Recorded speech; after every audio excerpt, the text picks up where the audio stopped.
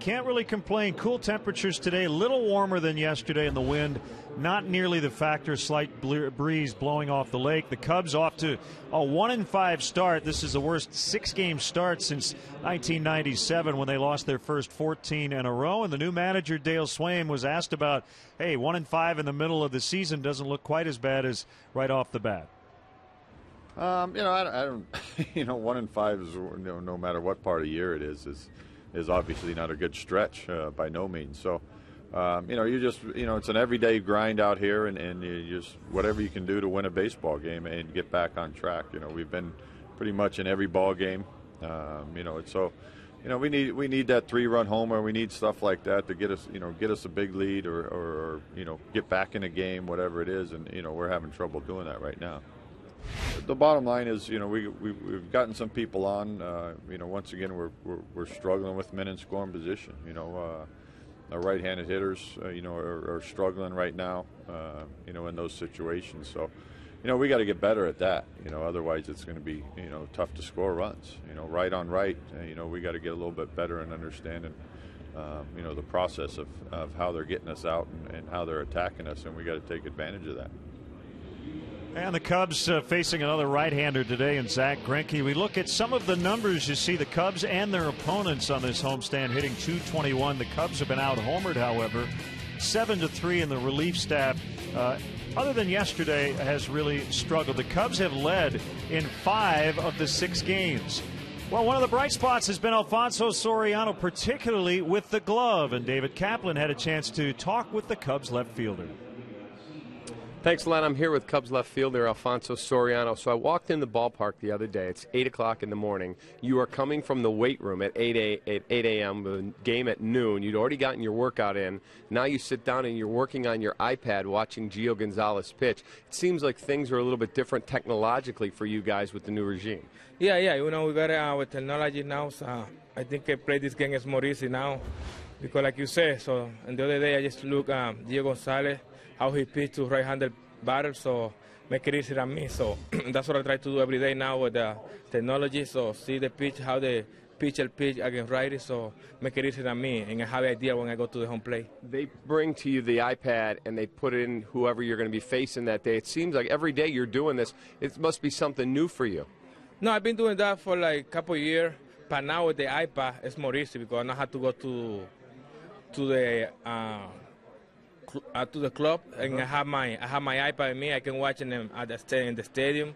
I can watch it at home, so it's more easy now. Do you feel when you go to the plate then you have more of a plan because you've seen certain pitch sequences, for example, to right-hand hitters? Yeah. So exactly. So when I see the video in my iPad, I have an idea what I want to do in the home plate because I see it for like many times in my iPad. So when I go to the home plate, I have an idea what I want to do.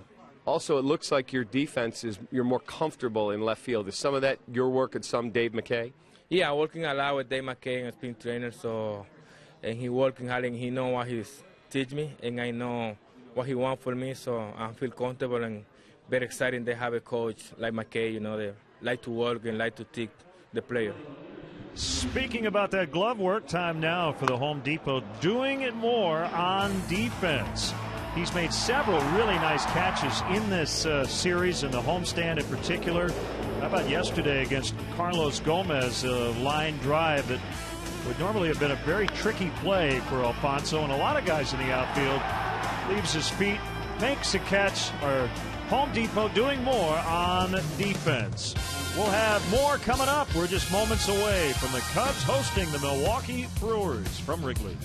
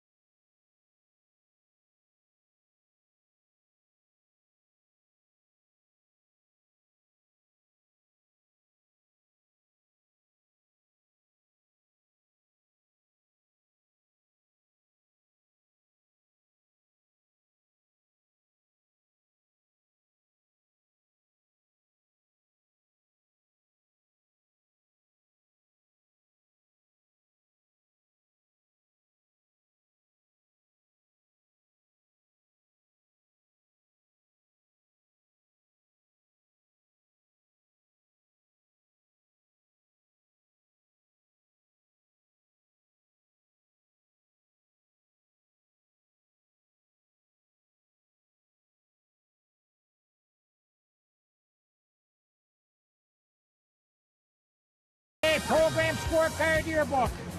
Cubs baseball on Comcast Sportsnet is brought to you in part by your Chicago area and Northwest Indiana Lexus dealer, who invites you to test drive a Lexus today. Xfinity, your home for the most live sports. Blue Cross and Blue Shield of Illinois, 75 years being right here in Illinois means no one's closer to your wellness. Experience wellness everywhere. Liberty Mutual Insurance. Responsibility. What's your policy? Toyota. Right now you can get a lot for less at your local Toyota dealer. Official partner of the Chicago Cubs. The new wireless receiver from AT&T Uverse. Visit att.com/freeyourtv. Rethink possible. BMO Harris Bank. Helping money make sense. BMO Harris Bank. NA member FDIC. And by Southwest Airlines. Find our fares online only at southwest.com. Mother Nature did her part. The Cubs try to get out of here, avoiding the sweep in a 2-5 homestand. And let's take a look ahead. The Three Stooges' upcoming game schedule for the Cubs. April, very difficult on paper. Tomorrow, the Cubs will help the Cardinals open up Busch Stadium for the first time in 2012. The Miami Marlins also part of this next road trip. And the Cubs have a few dates with the Cincinnati Reds starting on the next homestand a week from Friday. Right-handers on the mound today. It'll be Matt Garza for the Cubs. Zach Greinke will go for the Milwaukee Brewers. Bob Brenly will join me. We'll get you set for all the action coming up next.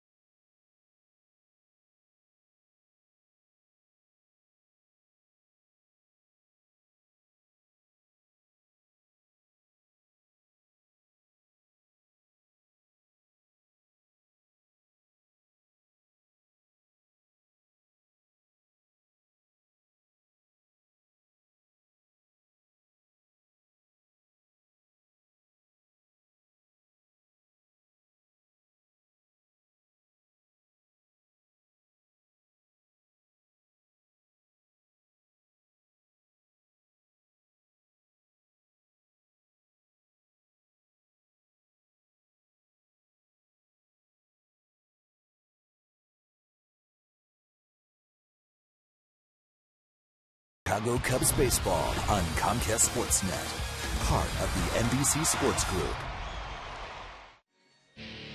With victory in vision, the Cubs let another lead slip from their sights.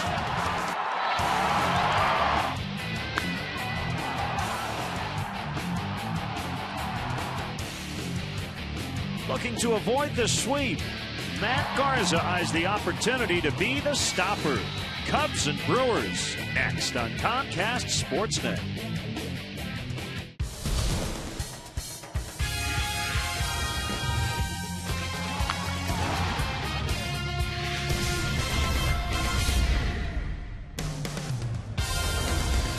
as always, the red line will drop off Cub fans at Addison and Sheffield as they head on into Wrigley Field for a matinee of Chicago Cubs baseball here on Comcast Sportsnet. Another nice day here at the ballpark as the Cubs wrap up their first homestand of 2012.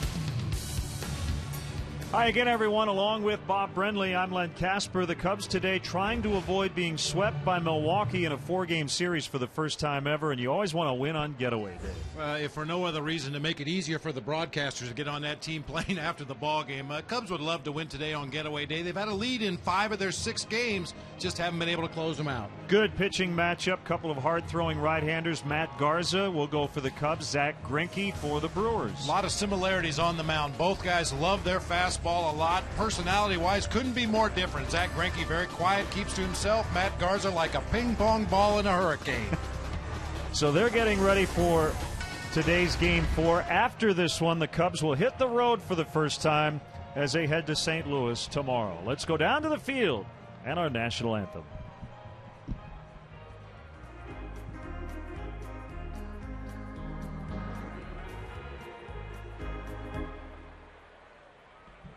Ladies and gentlemen, at this time, please rise, kindly remove your caps, and join Jeff Ray as he honors America with the singing of our national anthem.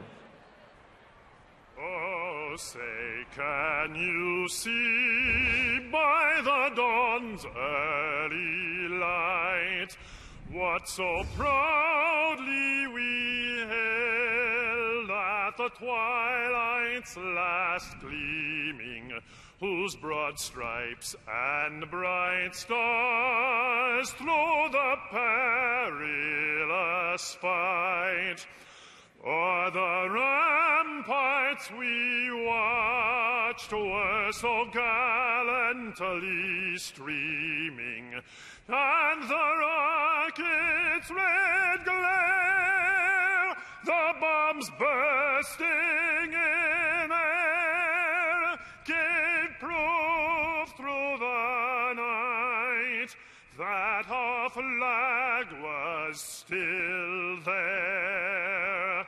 Oh, say does that star-spangled banner yet wave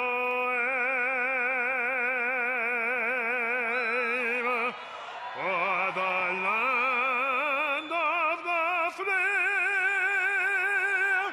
and the home of the brave?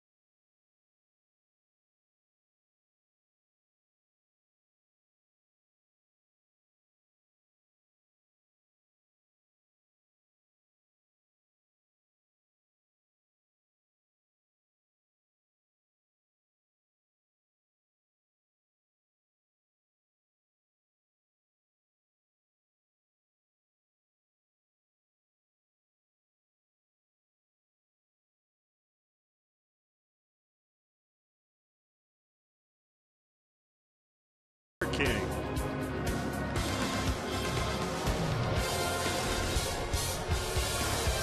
Let's take a look at the Cubs minor league report. Casey Coleman got the win for the AAA I-Cubs as they beat Albuquerque.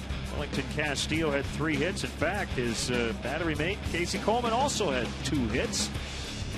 You had Tennessee losing its 2nd in a row, still a game over 500. Daytona off to a slow start as the Cubs are just 1-5. Peoria at low A in the Midwest League, 3-3, and Boise and Mesa won't start their respective seasons until mid-June. Well, Ryan Dempster with 2 quality starts, but hasn't gotten much run support. Gave up a 2-run homer in the 7th inning yesterday, and that would be all the Brewers would need. But when you name a guy your opening day starter, you want him to be as good as he's been. And you also would hope you'd have at least 1 win out of those 2. With a really encouraging number on that graphic for me, Len, is 15 strikeouts in 14 1/3 innings pitched. Last season, especially in the second half, it seemed like Ryan Dempster had a lot of trouble missing bats or getting weak contact, especially when he was ahead in the count. This year, his stuff seems to be much more crisp than it was at the end of the season last year, and consequently, he's missing some bats. The Cubs cannot complain about their starting pitching. The bullpen struggled early, but a good outing for Kerry Wood in particular yesterday as he struck out the side in the 8th inning. We had some really good stuff. Just after the game, he said he found a better release point. He felt like he was putting the ball where he wanted it for the most part. Had that cutter working on the outside corner, the 4-seam fastball in the mid-90s. This looked a lot more like what we expect from Kerry Wood in the game yesterday against the Brewers.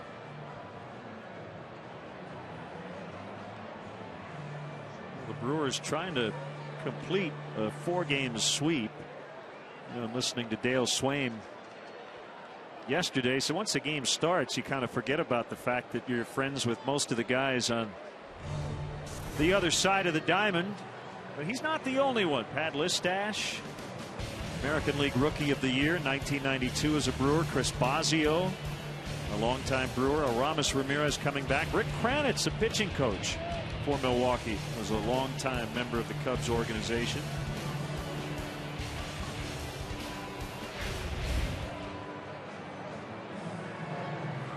In fact, I think most guys feel a little extra motivation to beat their buddies. Well, we saw that in game 1 of the series when Aramis Ramirez stole a base, for crying out loud. How often did we see that happen in his time here in Chicago? Not very often. We'll set the umpires for you before the Cubs take the field. Fielden Culbreth, South Carolina native, will work the plate. Adrian Johnson, Gary Cedarstrom, and Lance Barksdale on the bases. So all 4 umpires have had a chance to call balls and strikes now in this series. Maybe wondering about the delay. Matt Garza, when he starts, usually takes a little extra time, but today even Bobby threw some extra warm-up tosses after the national anthem was completed. And well after Zach Greinke had finished his warm-up pitches on the other side of the field.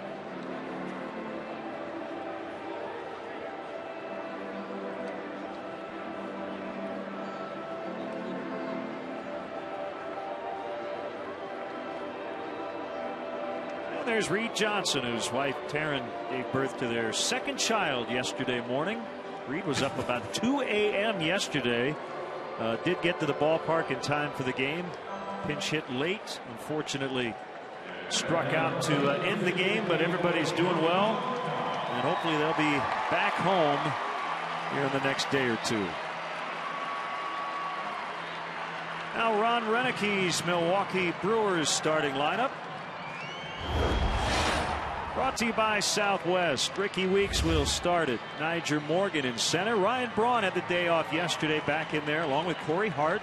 Matt Gamble is at first. Alex Gonzalez, the shortstop. Jonathan Lucroy will catch. Cesar Izturis, another former Cub, will make his first start as a Brewer, and Zach Greinke, the pitcher. Here's how the Cubs are going to line it up this afternoon. Soriano, Reed Johnson, and David DeJesus left to right across the outfield. Ian Stewart and Starlin Castro on the left side of the infield. Darwin Barney and Brian LaHare on the right side. Steve Clevenger getting the nod behind the plate today. He'll be receiving pitches from right-hander Matt Garza. Cards a 2-1 with a .435 against the Brewers in his career. He's our Alexis pursuing perfection starting pitcher. You see his numbers after his initial start of the season. He was pretty darn good himself. Made one mistake to Adam LaRoche, a fastball up and in, and LaRoche hit into the right field bleachers, but other than that was really good.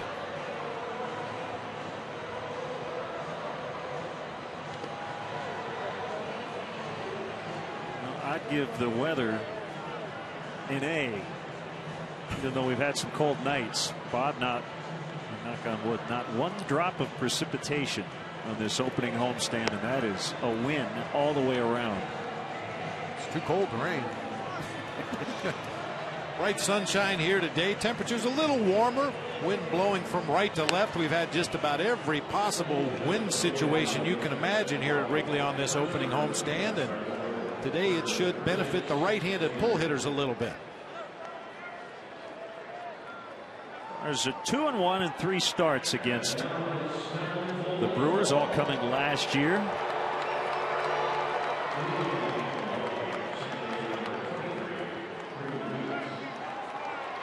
And Ricky Weeks will lead it off.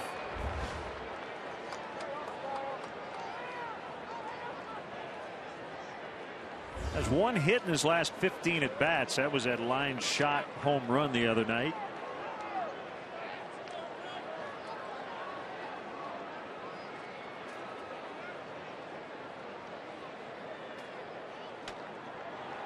We are ready to go. A fastball in there for a strike.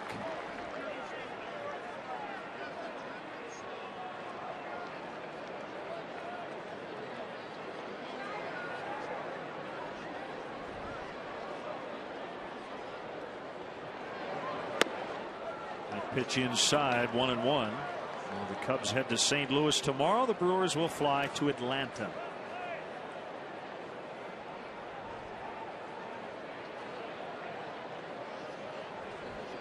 Wind coming in off the lake, 7 miles an hour. A little 3/4 swing by Weeks as he grounds out to Starlin Castro. 1 away.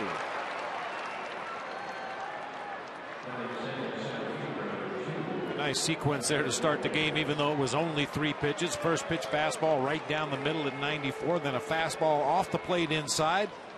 Came back with the slider low and away and got the very defensive half swing from Ricky Weeks for the first out of the game. Here's Morgan, also off to a slow start.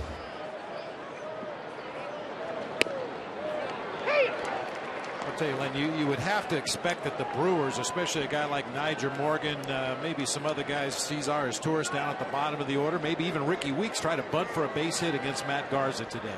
Had a lot of issues fielding bunts and balls hit back to the mound last year. Made 7 errors after only making 6 in his entire career up until last year. No miscues in his first start, even though he did slip a couple of times. Getting off the mound, line in the left, and it'll drop in front of Soriano for the first hit.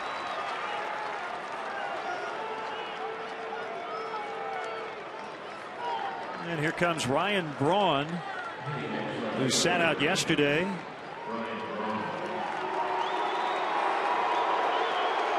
It's a minor chest and ribcage tightness, probably due to the cold weather, nothing serious. Yesterday was the first time the Brewers didn't have a lineup with either Braun or Prince Fielder in it since April 18th of 2007.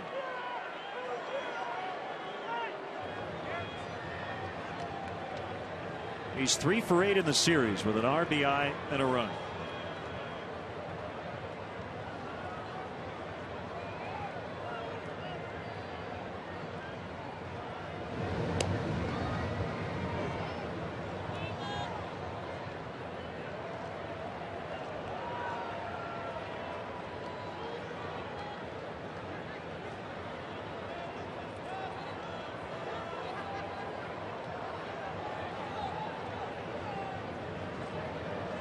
There's a pitch, and it's inside on a fastball.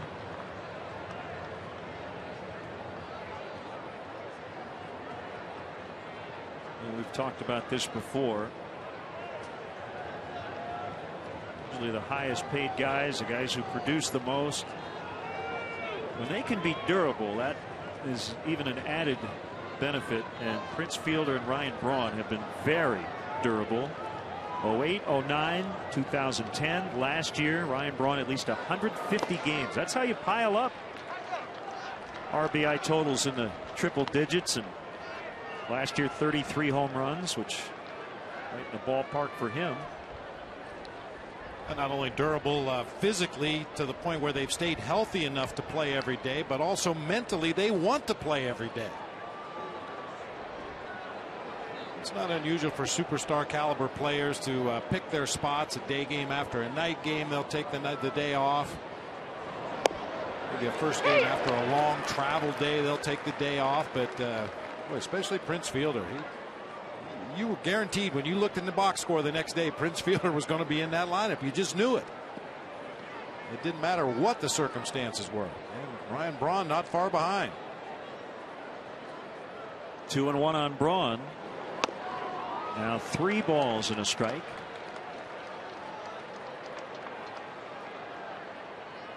Well, you said it in the open. Couldn't find 2 more opposite personalities in terms of opposing starting pitchers today. You've got the high strung, at times frenetic Matt Garza against the very quiet, subdued Zach Greinke. 3-2.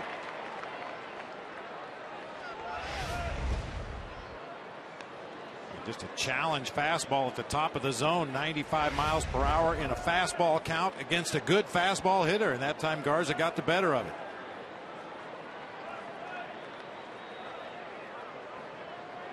Yeah, we know all about Matt Garza and the energy that he shows on a daily basis, whether he's pitching or not. And Zach Greinke, very low key, ball 4. Very low key to the point where when he's shagging balls in the outfield during batting practice, some days he'll stand all by himself. Other days he'll have his earphones in listening to music rather than talking to his teammates. I'm not saying he's a bad teammate. He just likes to keep to himself.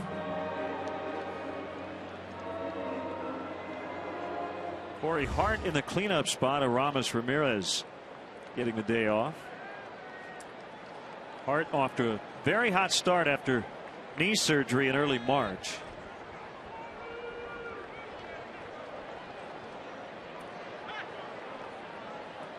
They had 3 everyday players out of their lineup yesterday. Braun, Hart, and Lucroy. And yet they still won the game. 2-1. I think that's important, Len, to any team's success over the course of the season, to have your bench players produce so that as a manager you can mix and match, you can plug guys in, you can give guys a day off, and you feel like you're still going to win a ball game.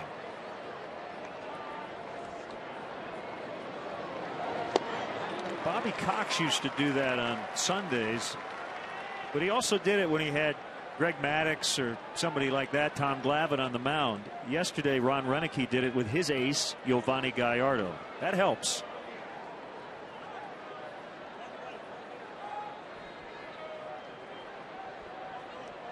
Didn't expect to have to score a ton of runs with your ace on the mound. Hart out into right center. Who's going to get it? Reed Johnson will make the catch. Both runners will hold. Good communication out there between Johnson and DeJesus.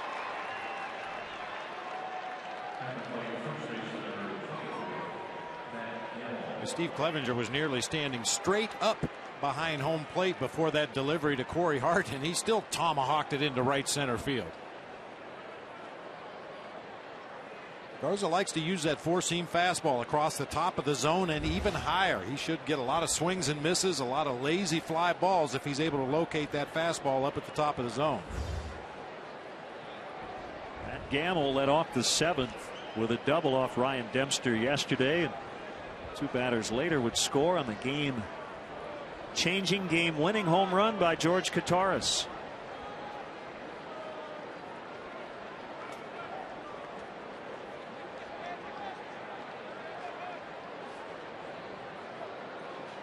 For many years it was Fielder and Lee could just write their names into the these respective lineups when the Brewers and Cubs would match up. Well, now it's Gamble and LaHair.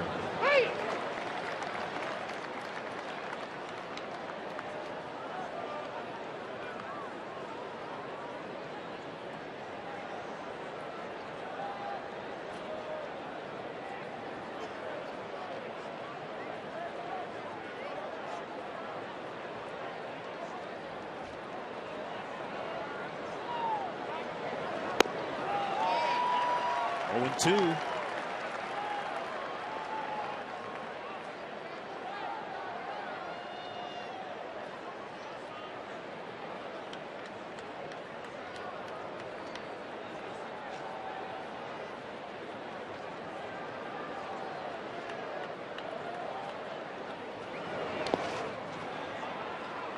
Down by Clevenger, leaving the runners right where they are.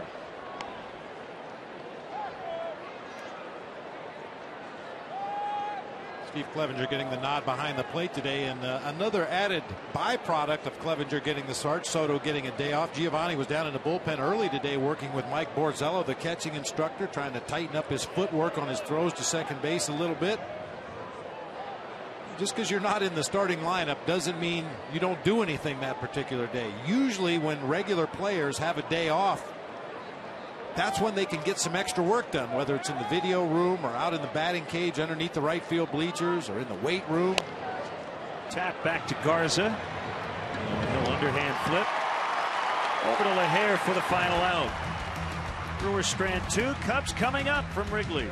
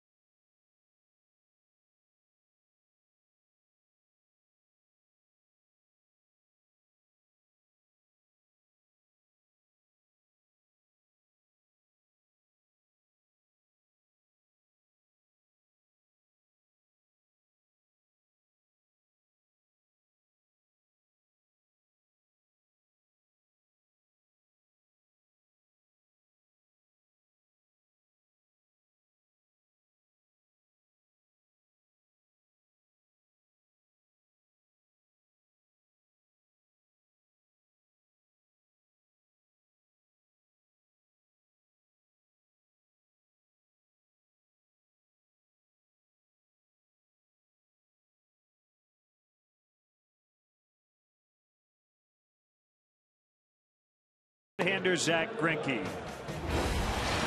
De Jesus, Barney, and Castro at the top. Soriano, Stewart, and LaHair in the middle. Steve Clevenger has done a nice job off the Cubs bench, 2 for 2 as a pinch hitter. Reed Johnson in center and Matt Garza on the mound. Here's how the Brewers are going to line them up today. Ryan Braun, Niger Morgan, Corey Hart left to right across the outfield. Cesar Estorz filling in for Aramis Ramirez at third base today. Alex Gonzalez and Ricky Weeks will make up the double play combo up the middle. Matt Gamble over at first base. Jonathan Lucroy behind the plate today for the 2009 American League Cy Young winner, Zach Greinke. See his numbers in his first start of the season. Only 4 hits surrendered, 7 strikeouts. Throws a lot of cutters. He's really incorporated that pitch into his arsenal. He also has a good 4-seam fastball. He'll occasionally sink his fastball, curve, slider, change, but you'll see a lot of cutters from Greinke today. From Orlando, Florida. And starting his second year as a Brewer. De Jesus pops into left. Ryan Braun coming over right to the line. And puts it away. Big reaction as that ball was popped in the air to shallow left field. A lot of youngsters here at the ballpark today. Saw busloads of school-age kids here at Wrigley Field, and They're excited to be here, excited to see that ball put into play, even a pop up to shallow left.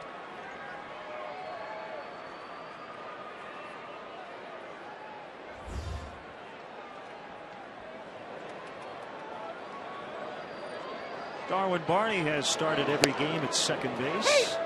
He takes a strike.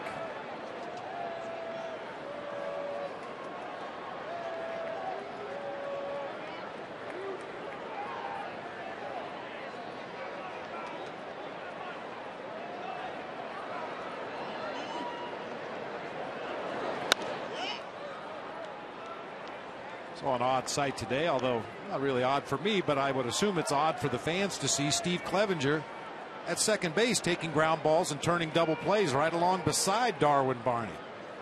Clevenger was a second baseman before being converted to a catcher and likes to turn double plays out there at second to work on his exchange from glove into throwing hand. Very valuable to take that back behind home plate. This one will just get out of play behind the Brewer bullpen.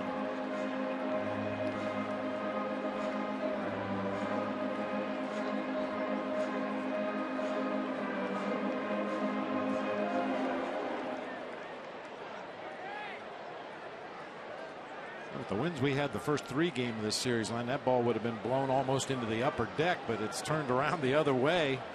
It's where it helps to have Wrigley Field as your home field. Whoa. And you know, depending on the wind conditions, the ball's going to react extremely different from day to day.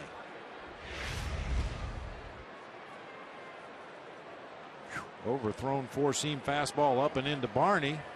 Does the Turtle. Notice how he turns away from that pitch. If it continues to run further inside, he's going to take it on the backside of his body or backside of his helmet where he has the most protection, as opposed to turning into it where you're really vulnerable. When you're facing Zach Greinke, you want to do it anywhere but Miller Park. Greinke won his first start of the year, didn't give up a run against St. Louis. That was at home. Last year he went 11-0 in the regular season. Won a couple more games in the postseason at Miller Park. He was certainly beatable on the road, however. Gonzalez will throw out Barney, 2 down. You know, sometimes, Len, against the premier pitchers in the game, you can load the lineup with left-handed hitters or right-handed hitters, depending on who the pitcher is. But for Zach Greinke, it doesn't seem to make a whole heck of a lot of difference. Last year, right-handers hit 245, left-handers hit 245. The lefties did hit a few more home runs, but I mentioned that 5-pitch arsenal. He's got something for everybody.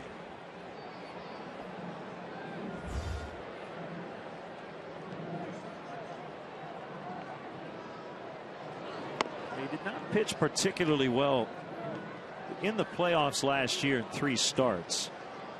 2 were at home. He got 1 no decision, 1 win, and then lost at St. Louis in Game 5 of the NLCS. So 6.48 postseason ERA.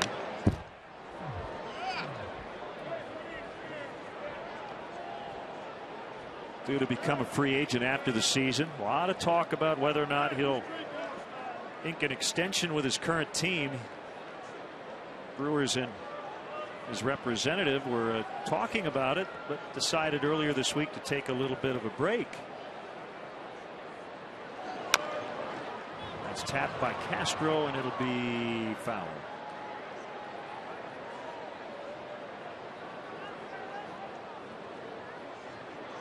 It usually doesn't mean anything good. You know, it's like when you're dating a girl and you tell her you want to take a little bit of a break from dating. Well, it normally doesn't end well.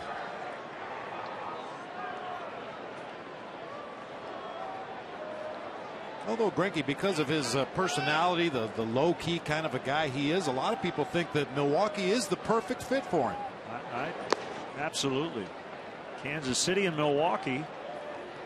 A couple of good spots for a guy who is certainly comfortable, as you said, kind of being on his own. Won the Cy Young in the American League with KC back in 2009. Led the majors with a 2.16 ERA. Castro out into right center. Corey Hart will make the catch on the move. He looked like he was trying to get some help at first from Niger Morgan, coming off that knee surgery, but seems to be moving pretty well in the outfield. Cubs go down in order in the first.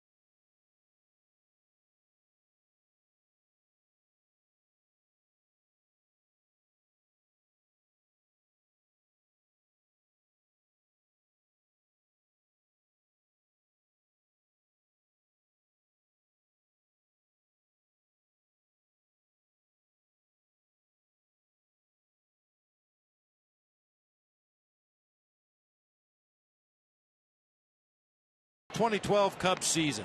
There's never been a better time to join, rejoin, or give a fellow Cubs fan the gift of a Cubs Club membership. To join today, visit Cubs.com. That one fan makes me want to sing "Almost Cut My Hair." Almost cut my hair. Albert Einstein look about him. Blackhawks fan. We wish them the best starting tonight. Their best of 7 first round series against the Phoenix Coyotes.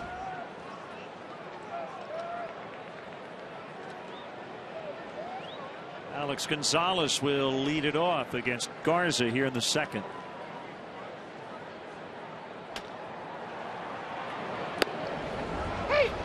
Called strike. Nationals opening up their ballpark for the first time this season, leading the Reds 2-0 in the top of the 6th. Gio Gonzalez has been a lot better today than he was against the Cubs over the weekend. 5 innings, 2 hits, no runs to this point.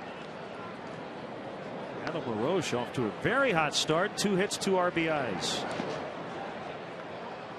The Nationals not getting good news on the injury front. Michael Morse going to be shut down for 6 weeks. He aggravated the back muscle that put him on the disabled list to start the season. Also, Drew Storen, their closer, who is on the DL, had a bone chip removed from his elbow yesterday.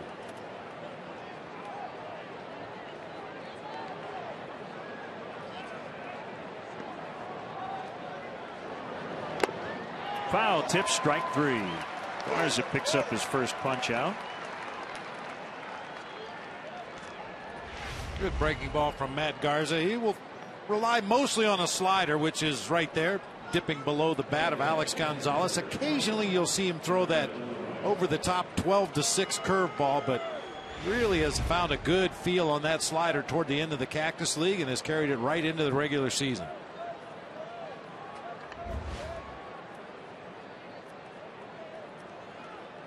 Cubs will not have to deal with Lance Berkman over the weekend.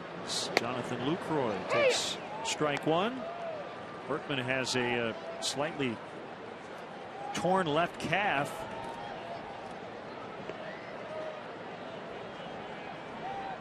So it looks like he'll be out until the early part of next week.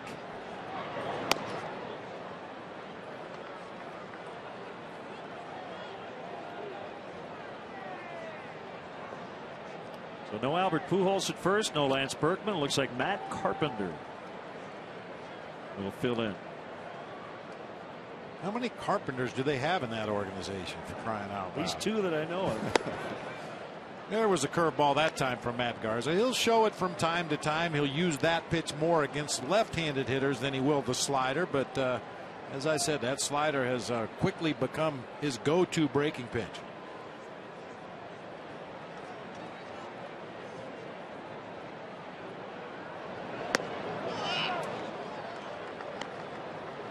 Three and one with switch hitting Cesar Turris on deck. We were talking earlier, Lynn. Interesting matchup in Colorado this afternoon. 49-year-old Jamie Moyer hooking up with the Giants and 23-year-old Madison Bumgarner.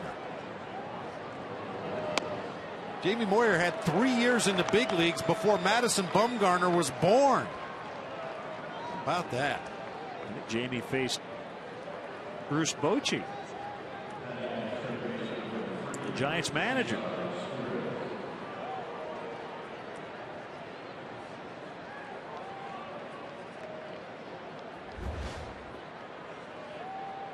You would have faced Jamie, right? I'm sure I did somewhere along the way. Being a finesse left-hander with a good changeup, I probably didn't sniff a base hit. Clevenger will head on out. We can find out. I've got a stat sheet here somewhere that was given to me. All your matchups? Yeah. Let's see.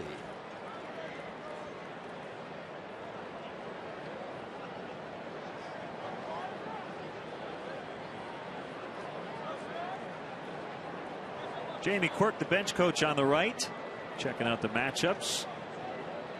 He's probably looking. Manager Dale Swain. He's looking to see how I did against Jamie Moyer. Just as I expected. 2 for 11, 4 strikeouts. Blistering 182 batting average. But isn't it nice to know that a guy you faced is still pitching? Yeah, that's great. Well, and you know, Jamie Moyer's always been one of the good guys in the game. It's hard not to root for him. Age notwithstanding.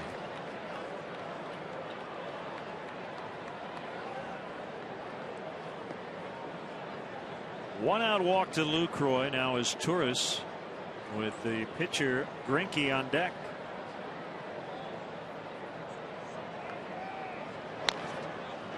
Bounced foul past Garth Orge down at first base.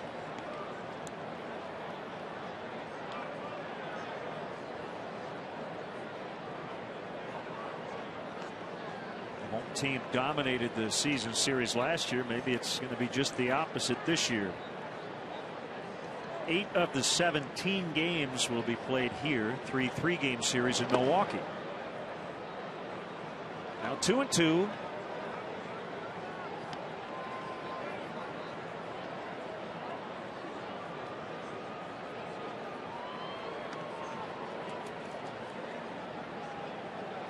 As Turris had an injury-plagued campaign with Baltimore last year, just 18 games as he was on the DL twice due to injury. Up the middle, but right to Starlin Castro. He'll step on second. Double play, inning over. We'll go to the bottom of the second, scoreless.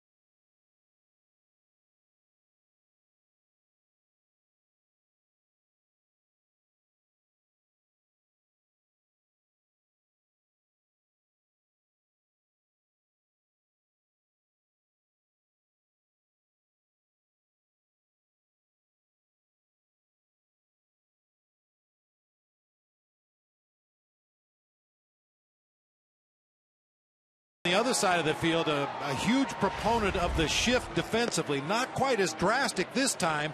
But you see Darwin Barney playing over toward the hole on the right side. Starlin Castro shades up the middle of the field, and he is right in a perfect position to make the 6-3 unassisted double play at second base.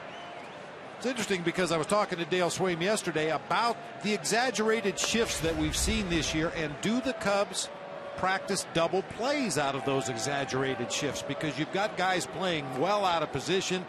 It's an odd angle to try to turn two up the middle of the field when the shortstop's playing on the second base side or the second baseman is playing on the shortstop side, but Dale says they do indeed work on that. I mean, it only makes sense if you're going to use that exaggerated shift as often as we've seen the Cubs use it. You better practice every possible play that you might see. Thanks to Alonso Soriano for joining us on our pregame coverage. One of 3 position players to have started every game. Darwin Barney, Starlin Castro, and Soriano.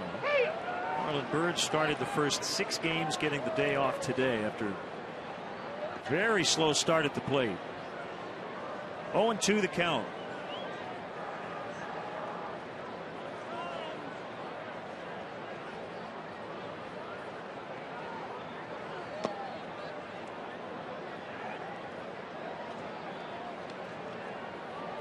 Greinke finished 7th in the NL with 201 strikeouts last year. But he missed the first month. You may remember he had a fractured left rib. High fly ball out toward Morgan, who's battling that sun already here early on. Lost a ball in the twilight early in this series, but handles the sun no problem that time. 1 away.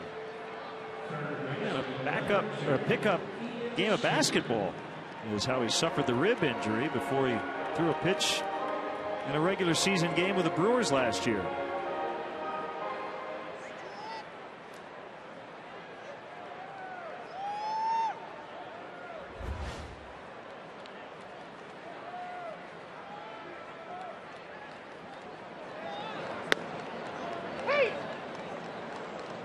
One strike on Ian Stewart.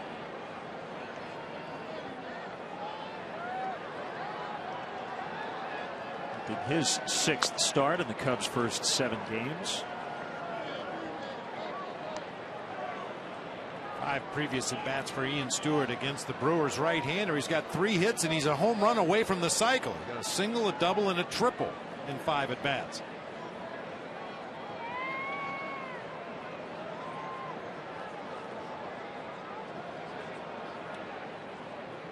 It's been a while since Ian has hit a home run in the regular season. Did not hit one with Colorado last year in 48 games. And it won't happen in this at bat as he strikes out. Greinke picks up his first strikeout. Chases a bad breaking ball hit right out in front of home plate near the inside corner. Talking about Ian Stewart and his power, we know it's there. We saw him hit a tape measure home run at Hohokam Park toward the end of spring training. Over the bullpens in right field up near the party deck. It's in there, but he's got to swing at better pitches than that.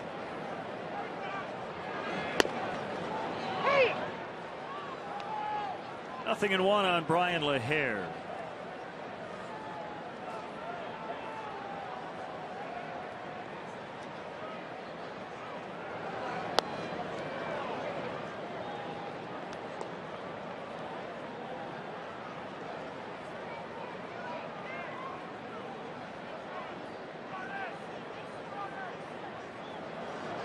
Swing and a miss. LaHare made his Cub debut on September 4th of last year after an MVP season with AAA Iowa. As a Cub, he has hit .310 in 25 games with lots of power. An opportunity to play every day at this level for the first time in his career at 29 years old. Tough take, but a good take. And Brian LaHare started to show some more of the patience that we grew to love at the end of the season last year. Working counts, Fouling borderline pitches off. And boy, did he touch one off here on Monday. Oh, wind was blowing straight out to right field, and he got every bit of it.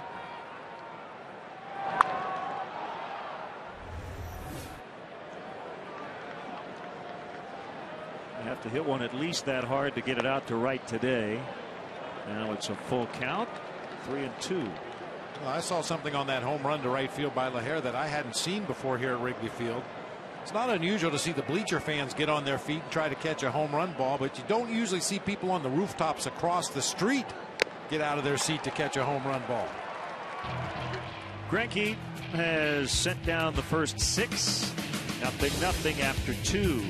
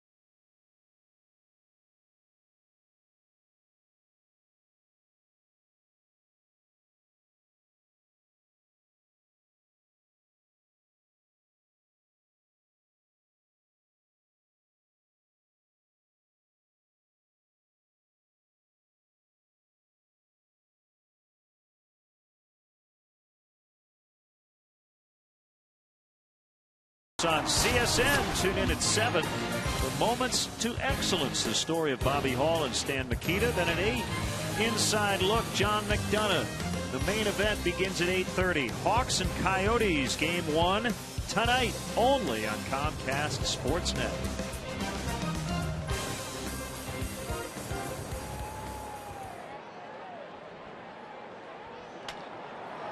Zach Greinke will lead off for Milwaukee. His first at bat.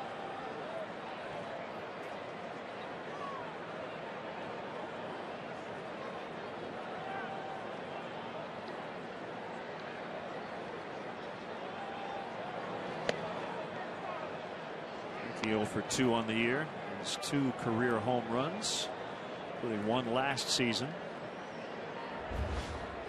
Just a 147 hitter, however. 11 for 75. That was a home run hack.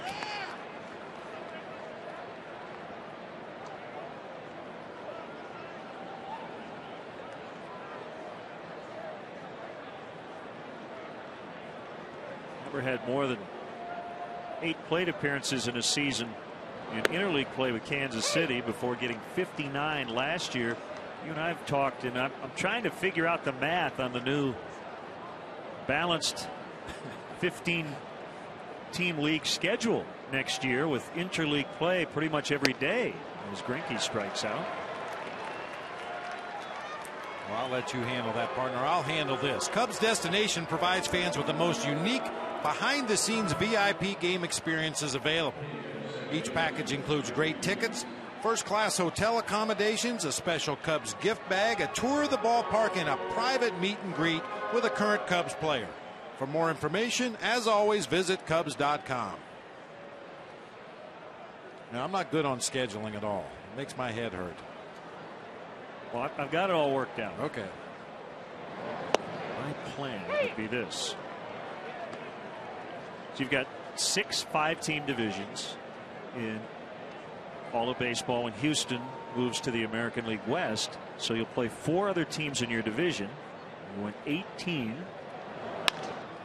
As Weeks bounces foul.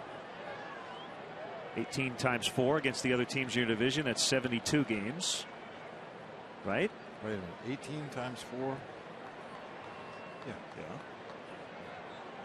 I'd take my shoes off. 10 Go other ahead. teams in your league outside of your division. You play 3 at home, 3 on the road. That's 6 each. That's 60, right? Yep. So in your league, you would play 132 games. That leaves 30 games to play against the other league. So my thought would be do home and home with 1 division per year. Now that would be the balanced way to do it. Called strike 3. But the question is,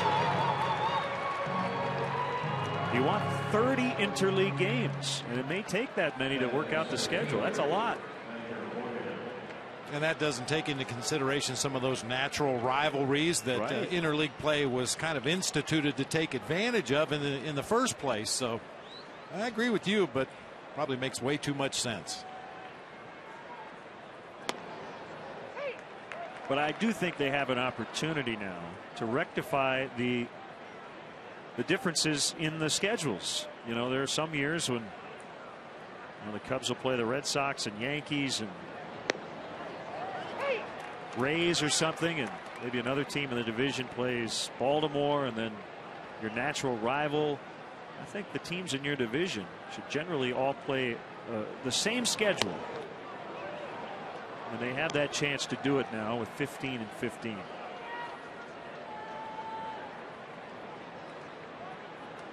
Would be a little weird though if the Cubs played opening day next year in Baltimore or Oakland, wouldn't it? Swing and a miss. Garza strikes out the side here in the 3rd. Still waiting for that first run.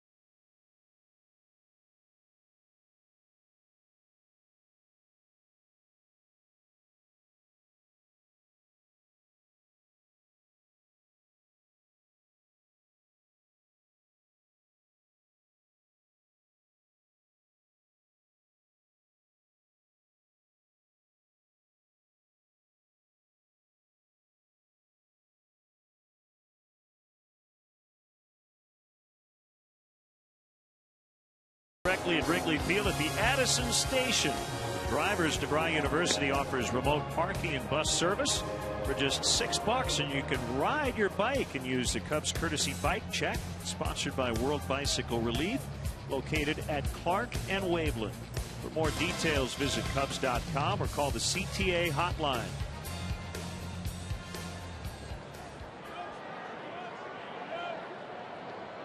Both starting pitchers, the good stuff today, as Zach Greinke will face the bottom 3 in the Cubs lineup, starting with the catcher Steve Clevenger. Picked up a pinch hit double with 2 outs in the 9th yesterday. He's 3 for 3 in his short career off the bench. We talked about it in last night's telecast. His skipper Dale Swaim Obviously a former hitting coach. He likes Steve Clevenger off the bench because of his ability to hit fastballs. That is double off of John Axford in the ball game last night as a pinch hitter. Zach Greinke, a guy, as we just mentioned at the top of the show, he likes his fastball an awful lot too. So Clevenger getting the start here this afternoon. Bob, according to MLB.com, they added up the battery for the Giants. Buster Posey and Madison Bumgarner, 47 years old, 2 years younger than Jamie Moyer. How about that?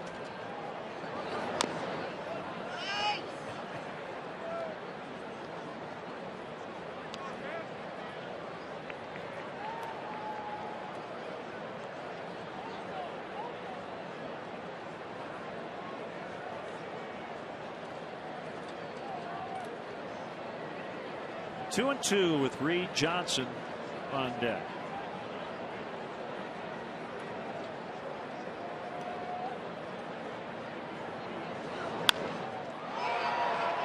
Ryan Braun coming over, and it'll drop, and it gets by him. And Clevenger coming around second. He is going to hold there.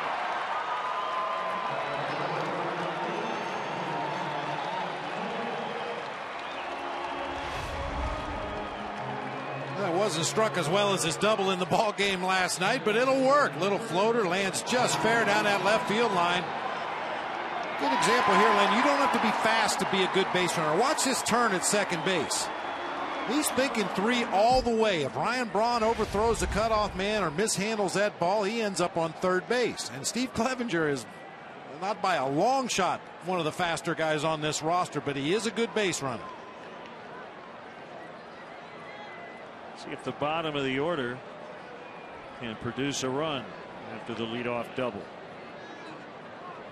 Johnson gets a start in center. Clevenger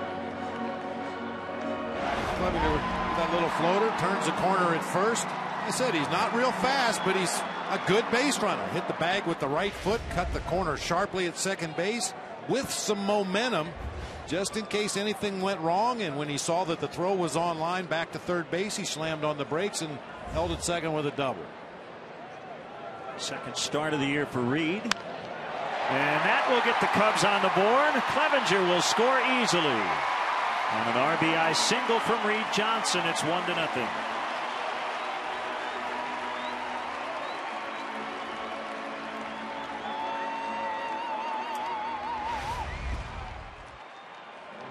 Couple of softly hit balls produced the first run of the game for the Cubs. Reed Johnson got jammed a little bit, but muscles that fastball out into shallow left center field. Once again, Steve Clevenger with a great read at second base. Knew where the outfielders were positioned. He knew that the shortstop could not get back in time to make the play, so he takes off from second, scores easily. Garza pushes a bunt, foul. Good jump at second, and no hesitation whatsoever. You have to know where the defenders are in order to get that kind of a jump off of second base, and I'm sure Reed Johnson is very appreciative of that.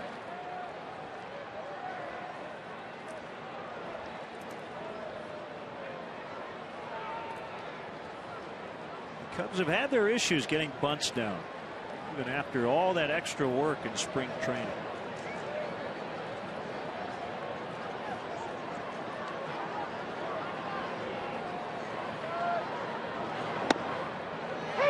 So this is game 7. The Cubs have now had a lead in 6 of the first 7.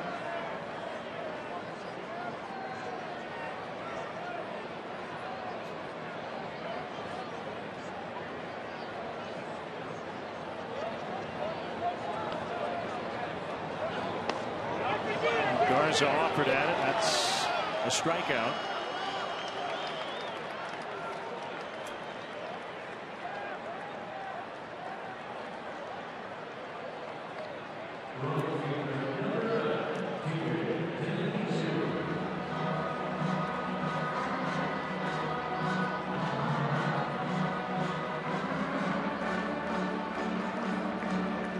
It's David DeJesus.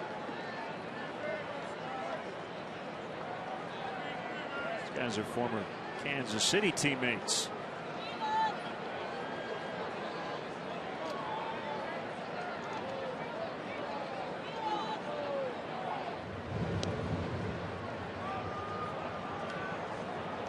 Not only that, but DeJesus has played a fair amount of center field, so he's had a similar view of Zach Greinke that we do with our center field camera.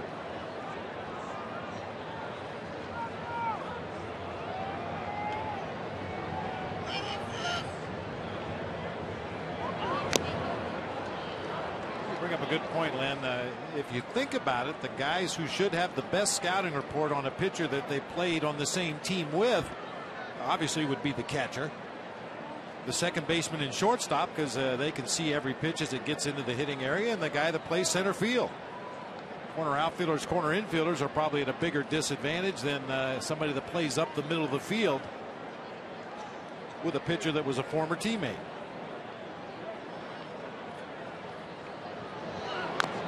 Of course, with all the video and everything that is available to the players nowadays, it's probably not as important as it used to be. And I would also think once you get to a certain point in terms of how good a pitcher is, it not even really matter how well a guy knows Zach Greinke. He's on his game. He's on his game. Yep. If he's commanding all 5 of his pitches, it doesn't really matter how many times you've played behind him or how many times you've caught him in the past. They're going to go in. Johnson has to hold.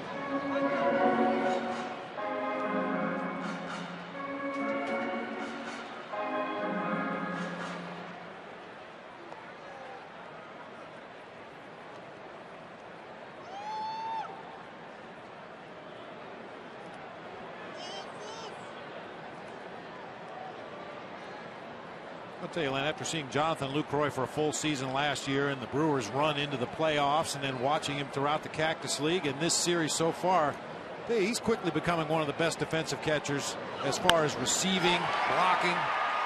Ooh. Just foul.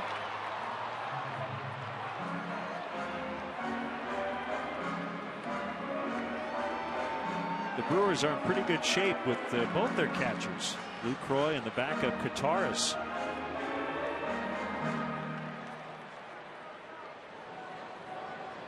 And obviously in the past with Prince Fielder and moving forward with the lineup that they have now, scoring runs doesn't appear to be much of an issue for the Brewers, and they've got a strong starting rotation, a strong tail end of their bullpen.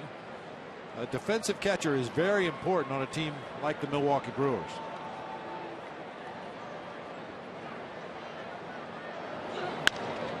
Ground ball, base hit. Johnson stops at second. 3 hits this inning.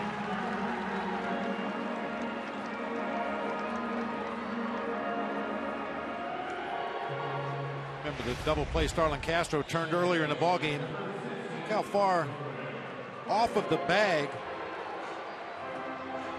Alex Gonzalez was playing that time for David DeJesus. That ball just trickled up the middle of the field for a base hit. Very similar to the one that Starlin Castro caught and started the 6-3 unassisted double play.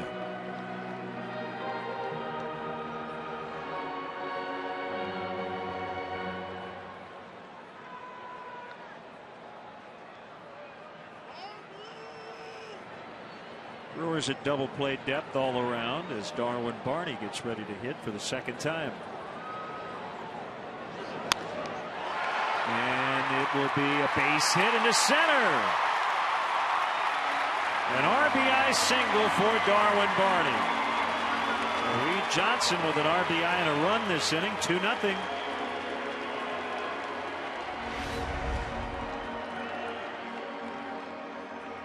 Another ball hit out near the end of the bat, floated over the head of Ricky Weeks at second base, and another great read by Reed Johnson this time at second base. Very similar to the base running play by Steve Clevenger. You saw no hesitation. If Reed Johnson has to turn around and wait to see if that ball's going to land on the grass or not, he's not going to be able to score on that base hit. But because he got such a great jump off the bag, he knew where the defenders were. He's able to score the second run of the game. 4 hits, 2 runs in the inning. Now the heart of the order. Outside, ball one on Castro. Well, we talked about Greinke. You'd rather face him in your home park.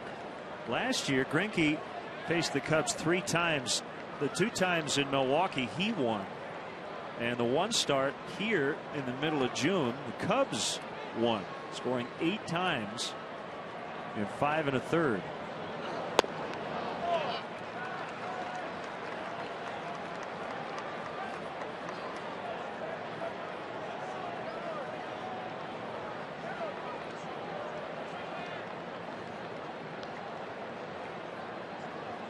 Another one of those hitters counts for Starlin Castro that we talked about last night. 2-0 and 3-1. We've seen him be a lot more aggressive with his swing. Hey!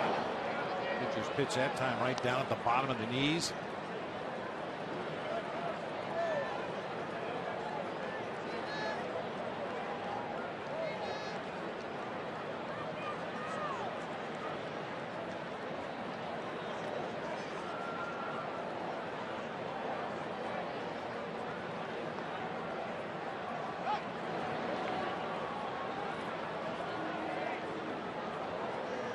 Never understood the purpose of that particular inside move to second base. It looked nothing like his delivery to home plate. The idea is you try to disguise it enough so that that runner at second base thinks you're going to deliver the ball to home plate. Well, that last pickoff attempt looked nothing like his delivery to home plate. Castro out into center, another base hit. Coming around third is DeJesus. He will score 3-0.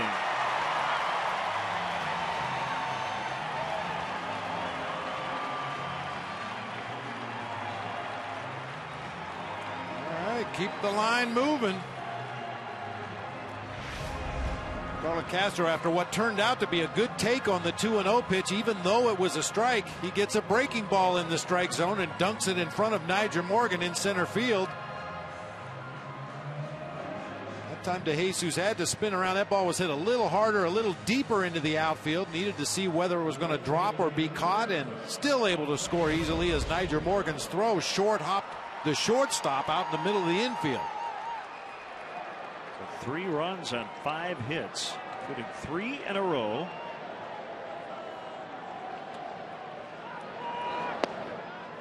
And low to Soriano.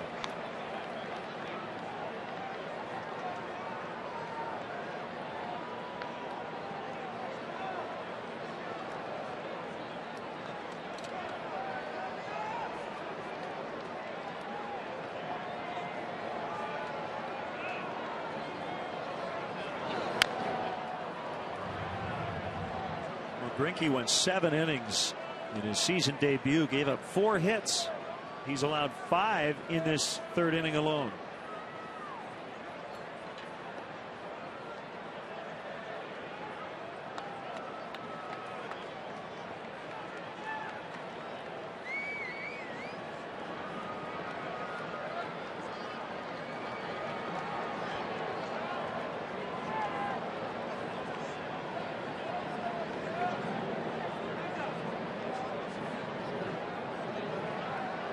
Lucroy and Greinke trying to get on the same page.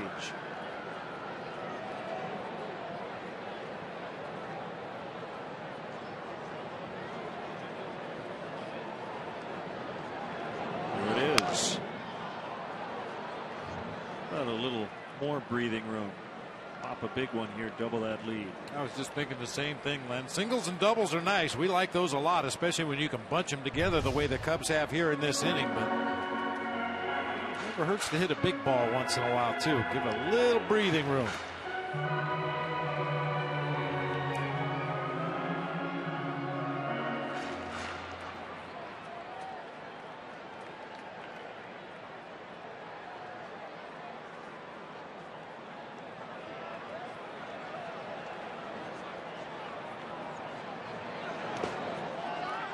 Runners will both advance.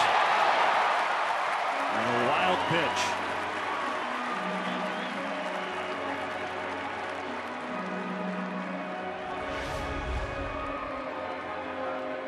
Well, we talked about it throughout the early part of the season. We talked about it all spring. the improved base running, and the Cubs are going to run into some outs from time to time because of that aggressiveness, but always alert to that ball in the dirt. That time Darwin Barney got a tremendous jump off second. Starlin Castro trailed him. Now 2 Cubs in scoring position for Fonzie. Infield in. 2-2 on the way. Busted bat floater. They'll get 2 more. As Barney and Castro score 5-0.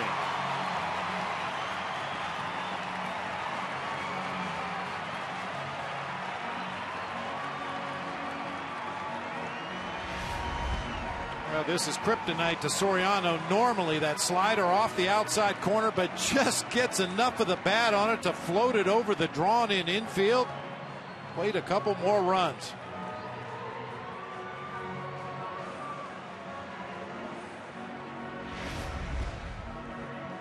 So Rick Kranitz out to visit Greinke, and for whatever reason, pitching in a road uniform has been kryptonite to Greinke. Stewart now the 8th Cub to bat here in this 5-run inning.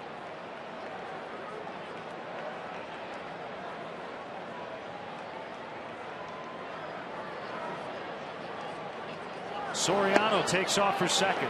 Here's a throw. Save.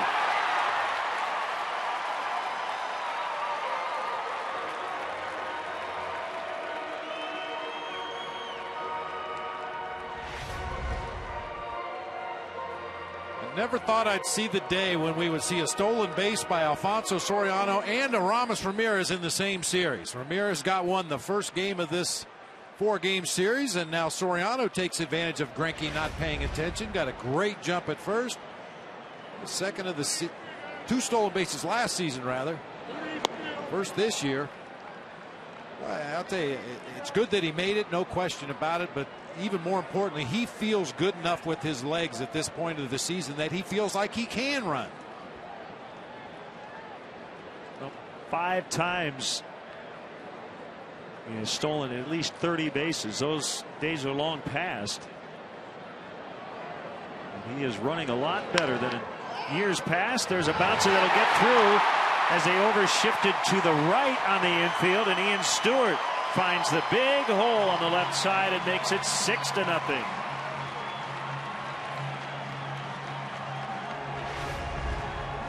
Well, and the reality of the Cubs offense this year is if they're going to score runs, they're going to have to do a lot of what they've done this inning.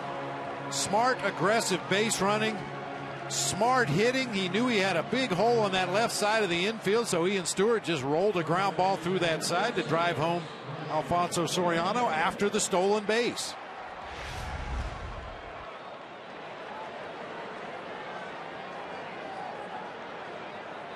Well, the Cubs have already set their team high for runs scored in a game this inning, 6. Eddie Parra just got up. They scored 5 in a loss on Monday night.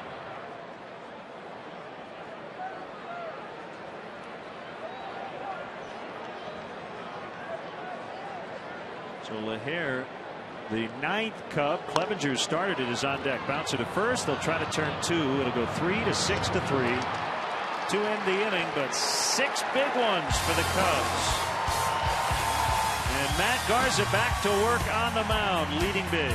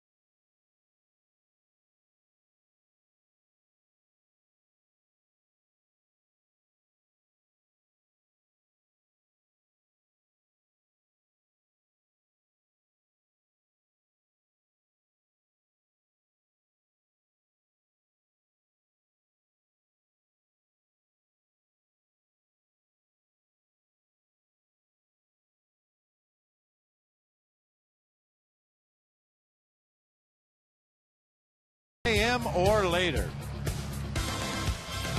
Big offensive inning for the Cubs, but it all started on the half inning before when Matt Garza went out to the mound and struck out Zach Greinke, Ricky Weeks, and finished it off with a punch out of Nyjer Morgan. The offense came to the plate and really got the bats going.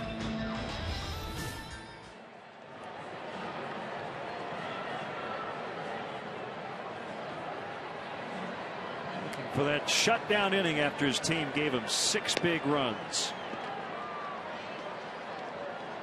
Looking for the perfect place to entertain your best customers and guests this summer? Well, the new Bean Investment Suites can accommodate anywhere from 15 to 55 guests and include food, beverage, and parking.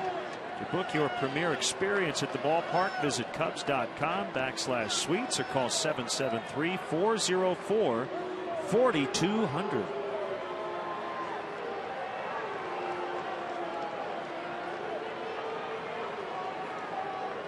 Well, this offense can score runs in bunches. You take all the offensive support you can get. As Matt Garza faces Ryan Braun. And at the knees on a fastball.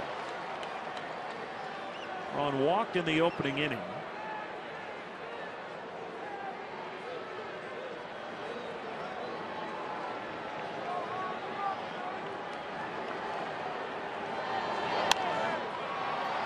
Fly ball to right. Long run for DeJesus. Still going after it. The slide, the catch over the front of the bullpen mound. What a play by DeJesus.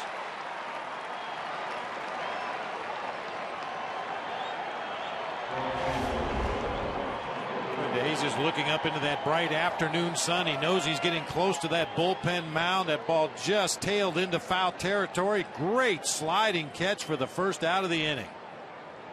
Well, you definitely don't want to give Ryan Braun new life at the plate. David DeJesus going all out to make the play right there. He played that like a guy who has played a lot of right here at Wrigley Field, but this week's the first time ever for him.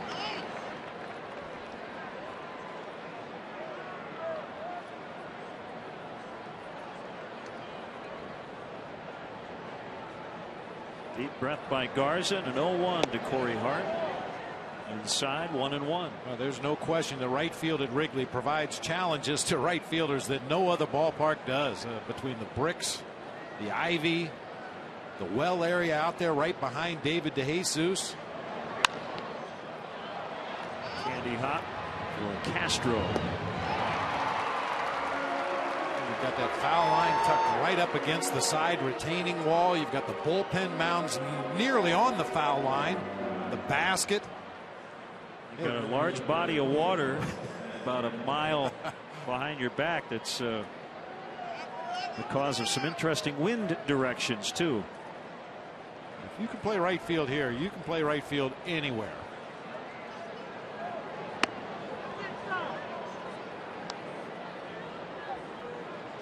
I used to always be so impressed with Ryan Ludwig when he came here to Wrigley as a visitor, whether it be a member of the Cardinals or the Padres. He played right field like he belonged here. Gamble is out. That's the way you do it if you're Matt Garza. We go to the bottom of the fourth. Cubs 6, Brewers nothing.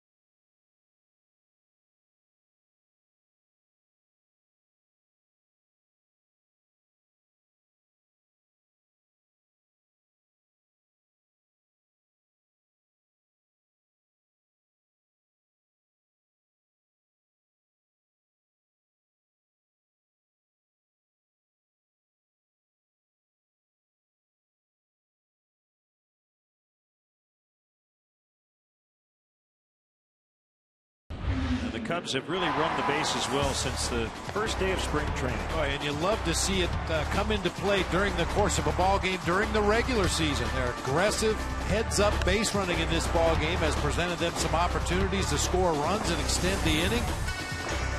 This positive reinforcement for all the hard work they put in down in Arizona.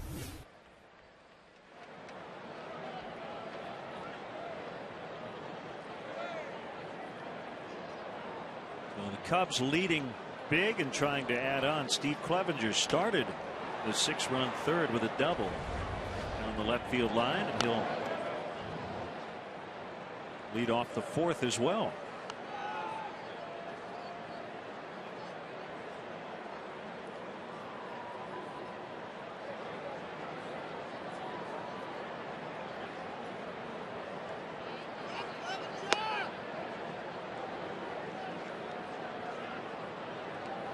I don't know if you saw this pretty cool Jeff Francoeur story.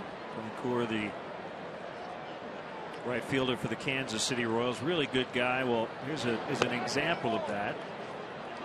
Yesterday, the Royals playing in Oakland.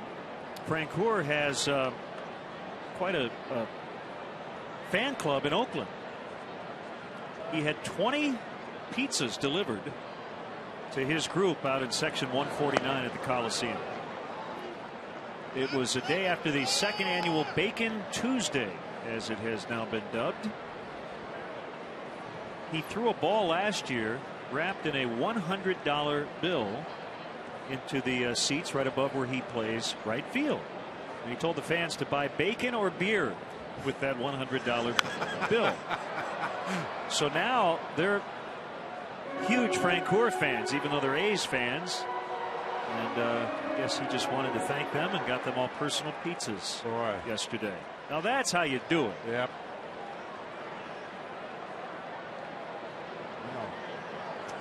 He instantly became one of my favorites. Anybody that likes pizza enough to send it to the whole section, that's a good guy. The only time the Royals will be in Oakland this season. And he's got a bunch of fans in Northern California who will be following and rooting him on for the rest of his career. He threw the ball with a $100 bill and told him to buy bacon or beer. Yeah. I'm betting they bought more beer than bacon. Probably.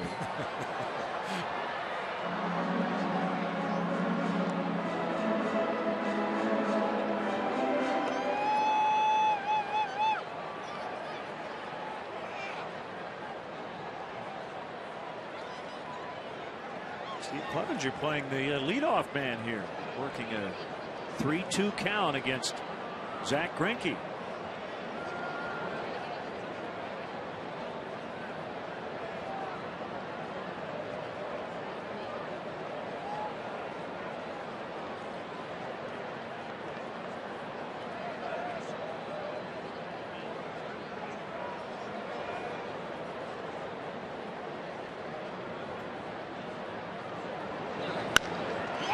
Field again for Clevenger. Fair ball. He's got a couple of doubles.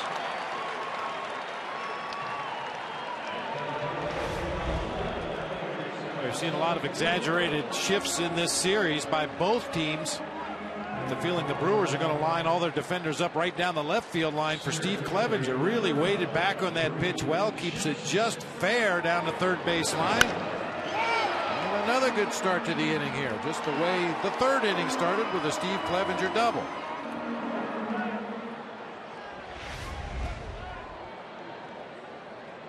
Well, Steve Clevenger caught Jeff Samardzij's gem on Sunday. He's catching a shutout through 4 today, and he's added some much needed offense to this lineup.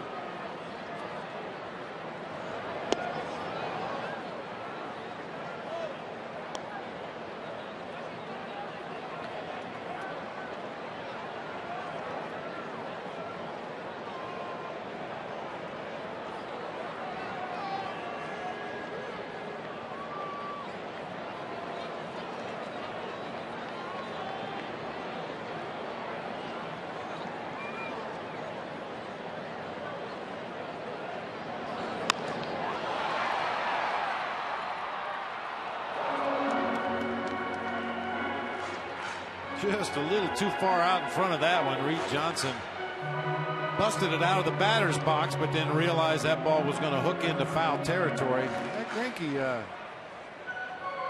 that last inning gave up a lot of hits, although they weren't hit very hard, but Cubs are starting to get better swings on him second, third time through the order.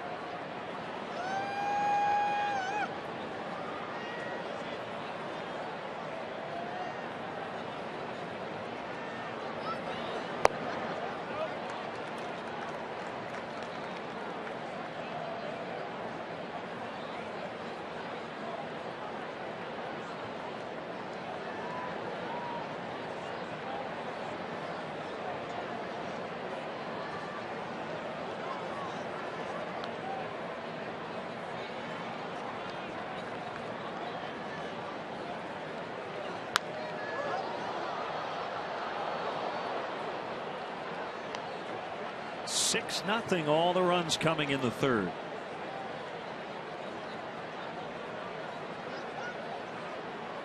all started here in this part of the order. Clevenger and Johnson.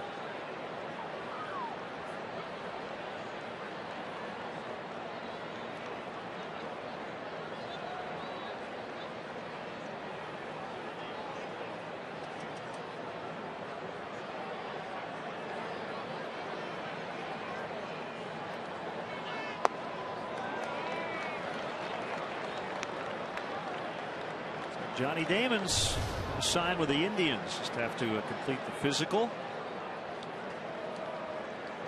Been looking for some help in their outfield with Grady Sizemore out to start the year.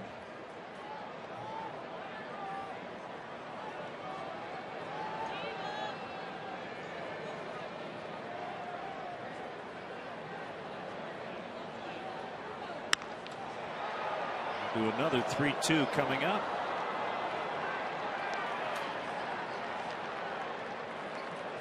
A couple of long at bats to start this bottom half of the fourth inning, and that pitch count creeping up.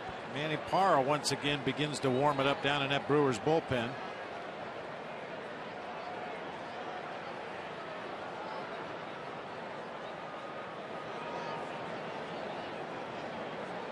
Pitch number 7 on the way to Reed Johnson. He couldn't hold up. That's a strikeout.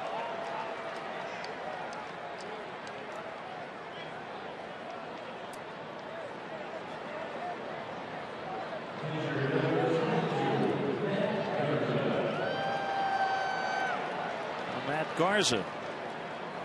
Not a bunting situation with a runner already in scoring position and 1 out.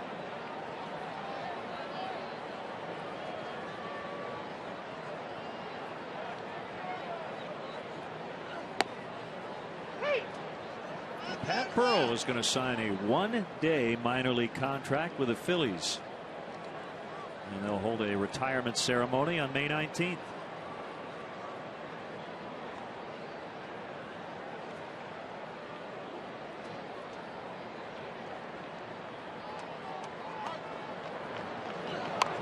I ran into Pat in Scottsdale during spring training.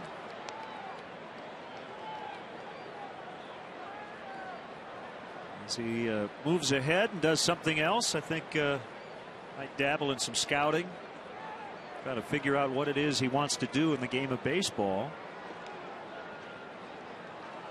Well, he's always been one of my favorites, Len. I had a personal experience when my son Michael was being recruited by the University of Nevada, Las Vegas. Went to visit the campus one weekend, and on Sunday afternoon we were flying back to Scottsdale, and Matt Garza chases one in the dirt. Lucroy will have to throw to first for the out. And Pat Burrell was in the airport. I believe they had one of those home run derbies over at Cashman Field in Vegas, and he was flying back home after the home run derby, and I went over and talked to Pat for a minute, introduced my son Michael to him, and from that day forward, every time I have seen Pat Burrell, he always asks, "How's your boy Michael doing?" And it made such a big impression on my son, and he's just one of the good guys in the game. I always rooted for him. He handled playing in Philadelphia and dealing with those rabid fans very well.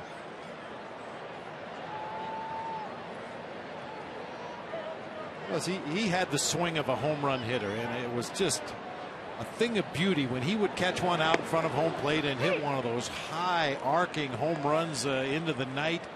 He was the very definition of a home run hitter. He didn't get cheated. You never saw him shorten up and try to punch the ball into right field.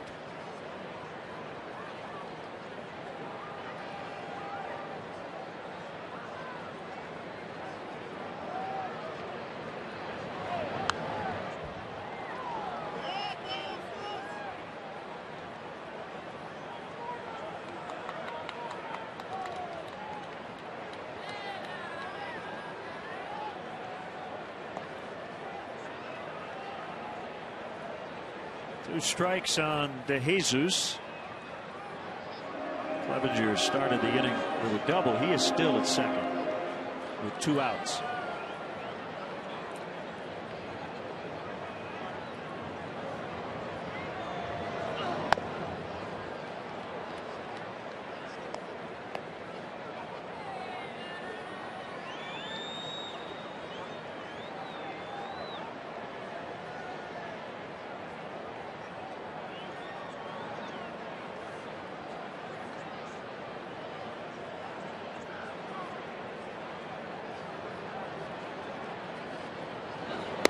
Two and two.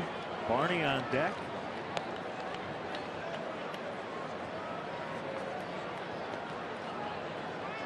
Always good to win before you jump on the plane. And it's not going to be easy this weekend. Cubs and Cardinals. Adam Wainwright will pitch tomorrow. Jeff Samardzija will go for the Cubs and see if he can follow up the best outing of his career with another dandy. Bounced up the middle. Nice play, Alex Gonzalez, but Gamble wasn't covering first base. Cubs get their 7th run of the game. I'm not quite sure what Matt Gamble was doing.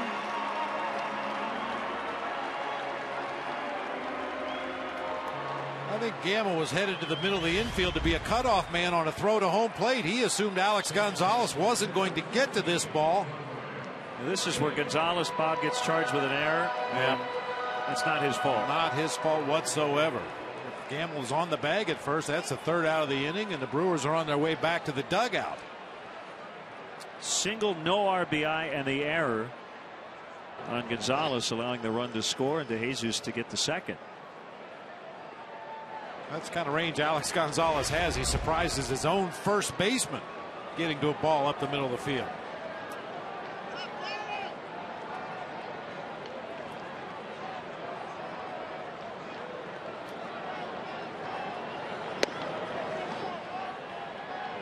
Greinke now up over the 80 pitch mark here in the 4th inning. I got to believe that his afternoon is very nearly done.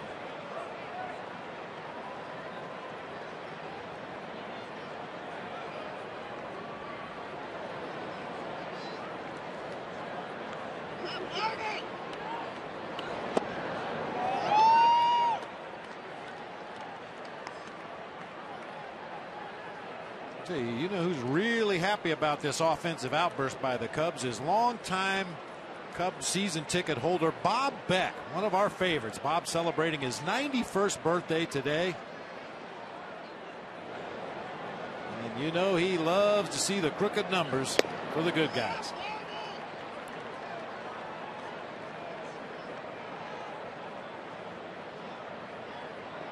So I want to wish Joe Kirchen happy retirement. Joe works in the Cubs ticket office. Today is the final game he will be working after 36 years. Good for you, Joe. Barney takes the walk. First walk of the season allowed by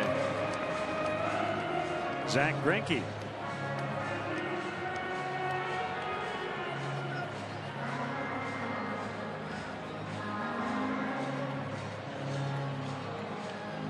I believe Ron Renicke's already signaled to the Brewers bullpen.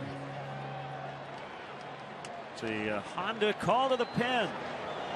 Manny Parra coming on. 7-0 Cubs in the 4th.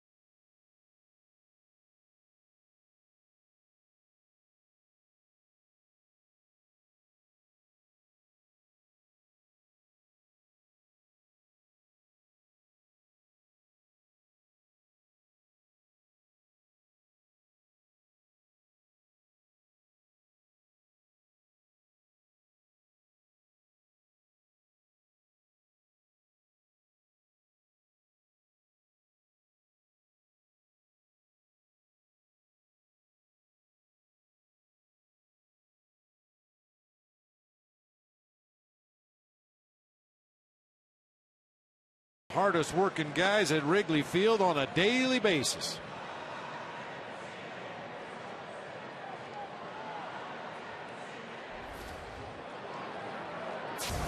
Here's lefty Manny Parra. There's Zach Greinke, could only get through 3 2/3.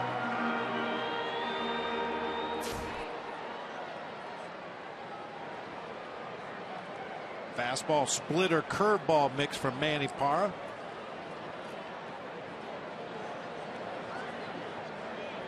Facing Starlin Castro.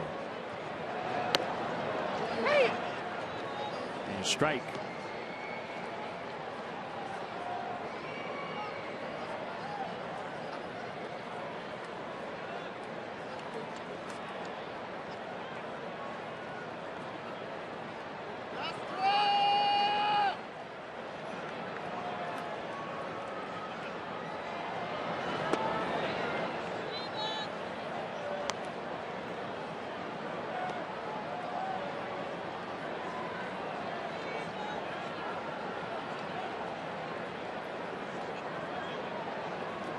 Manny Parra, a former starter with the Brewers, and I'm sure that's exactly why he's in the game right now. He's been stretched out. Ron Renicky just needs some innings at this point.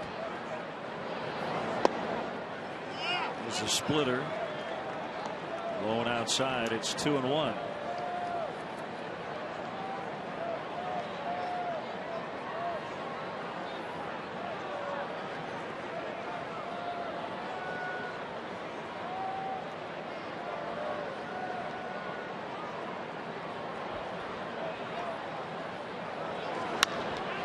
Base hit center field. DeJesus around third. Throw will be cut off, and they get another one. 8-0.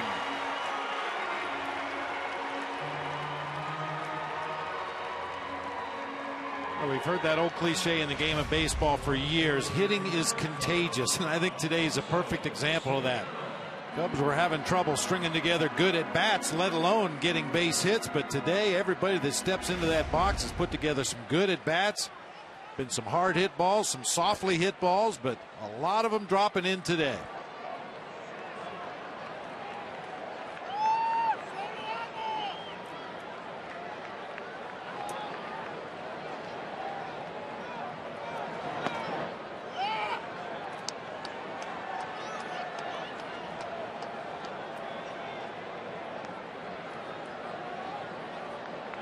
Cubs have done it today without a home run.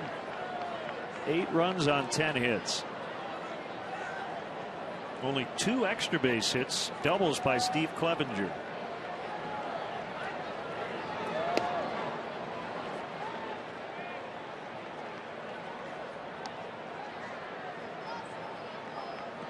That last fastball from Manny Parra appeared to cut inside and kind of caught Lucroy by surprise.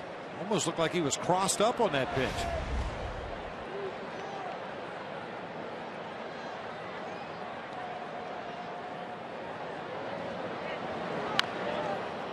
Yeah, there's some serious issues going on right now between Manny Parra and his catcher. He crossed him up again on that pitch.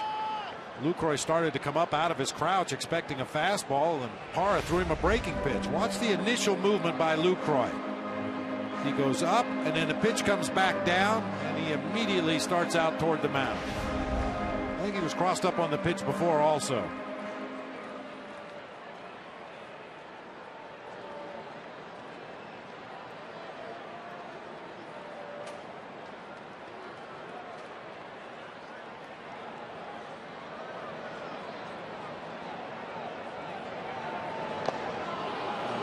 Swings and misses on a splitter. 2-2.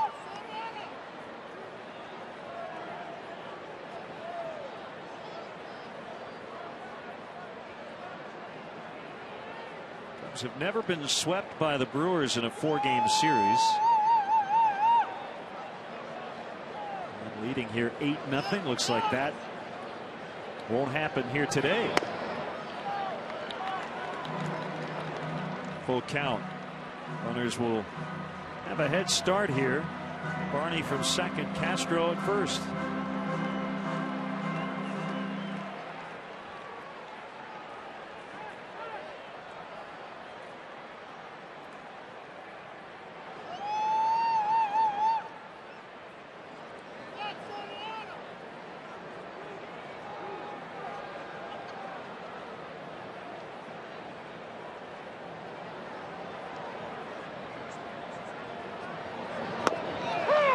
strike 3 on the outside corner. But the Cubs add a couple and lead 8-0 at the end of 4.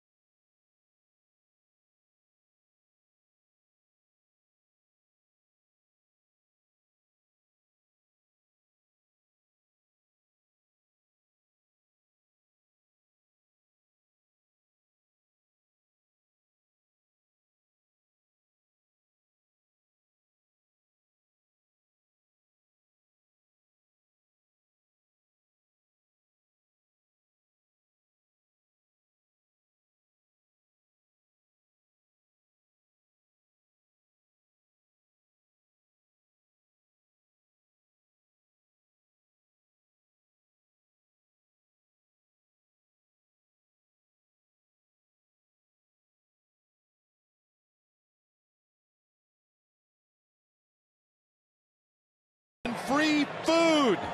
The Cubs get a base hit in the 5th inning. Fans with a base hit for Burritos game card will win a free entree. And while we've got a second, it's time for today's AT&T Mobility trivia question. Who is the last Cubs pitcher to record his 1,000th strikeout with the Cubs? And Ryan Dempster able to get to that mark yesterday.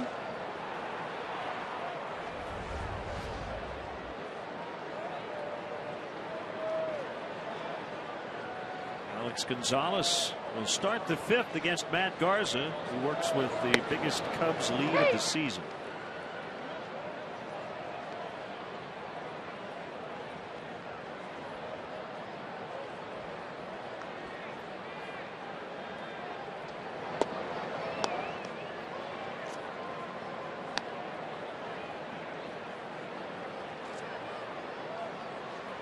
.57 when we started.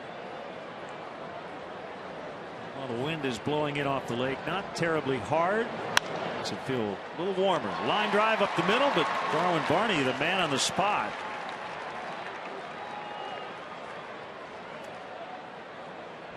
The Cubs defensive positioning has come into play on a couple of well hit balls in this game.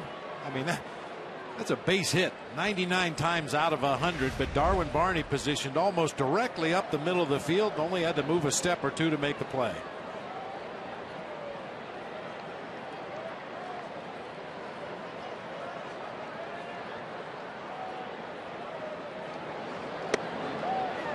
Fastball strike to Lucroy. Book closed on Zach Greinke, 3 2/3, 9 hits, 8 runs. They were all earned. Walked 1, struck out 5.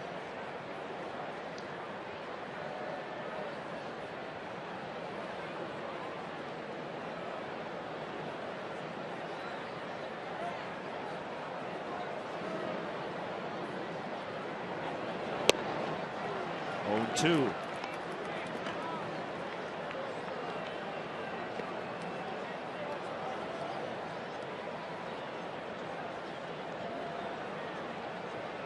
Lucroy trying to slow Matt Garza down a little bit here. Stepped out of the box a couple of times. Ian Stewart looks it in.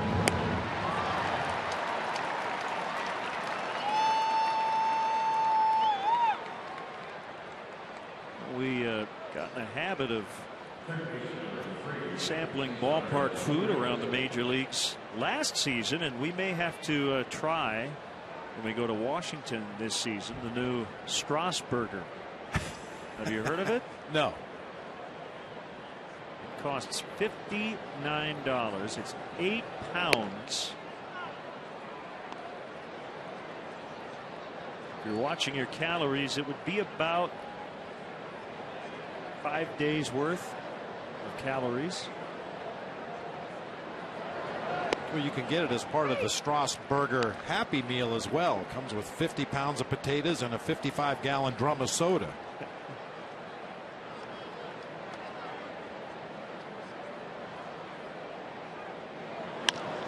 Here's Torres with a ground ball to Darwin Barney. Short toss to LaHare, and the inning is over.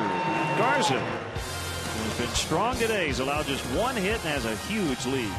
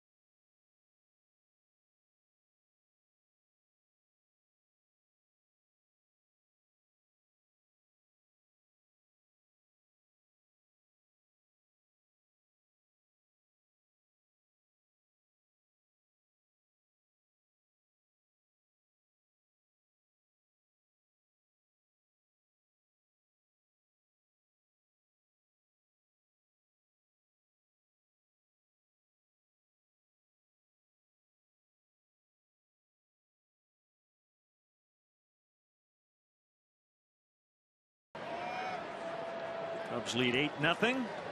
Tickets are available now for the 2012 Cubs season, including the next homestand against division rivals, the Reds and Cardinals, April 20th through the 25th.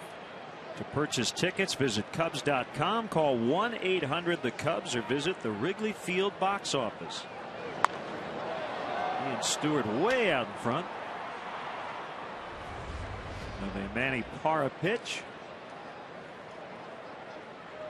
We'll send out happy birthday wishes to 9-year-old Brian Dorr from Park Ridge, Illinois.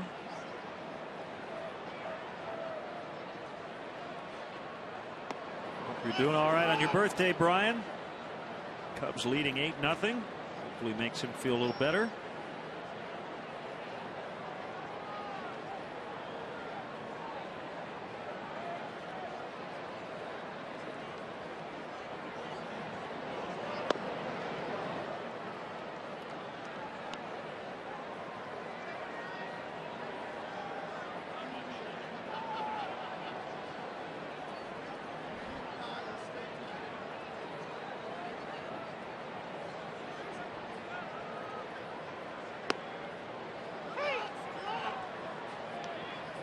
Two and two on Ian Stewart.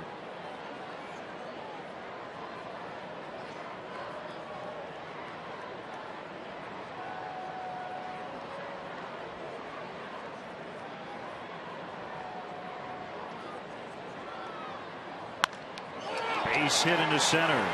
Ian Stewart has a couple of knocks. Much more controlled approach today from Ian Stewart, not trying to overpower the ball, just putting a nice quick swing on it, trying to barrel it up, and he's hit the ball hard a couple times. It's his 4th hit in 6 trips lifetime against Manny Parra. Hangs in there well against the Brewers lefty.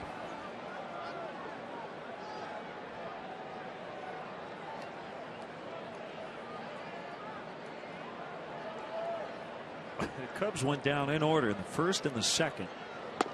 And since then, they have 11 hits.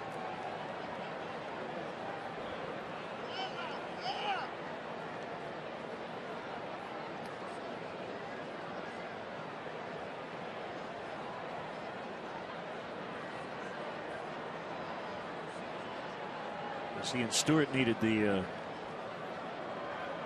hand protector. Left wrist caused him some problems last year and might not be 100% for a while.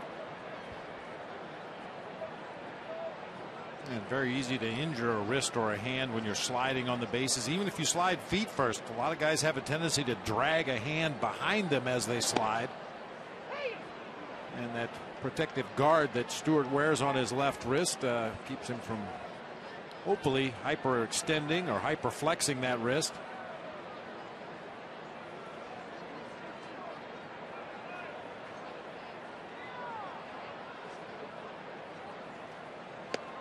Swing and a miss, strike 3.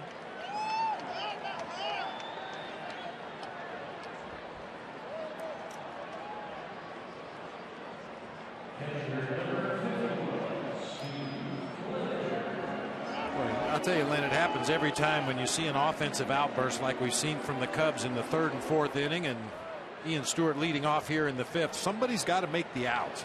For Ryan LaHare, he's made 4 outs in 3 at-bats today. You're always so practical. Somebody's got to make the outs. A good team player.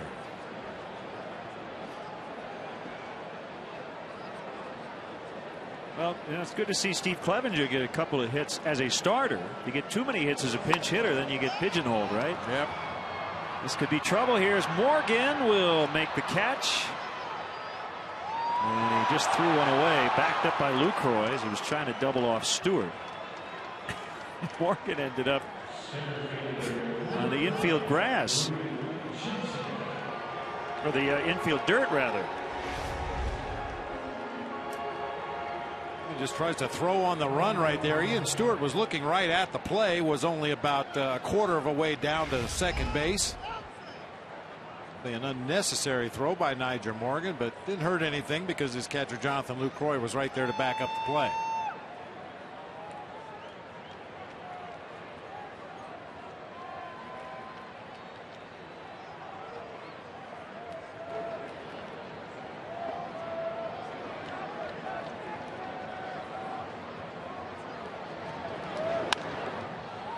Johnson down the right field line and on a play.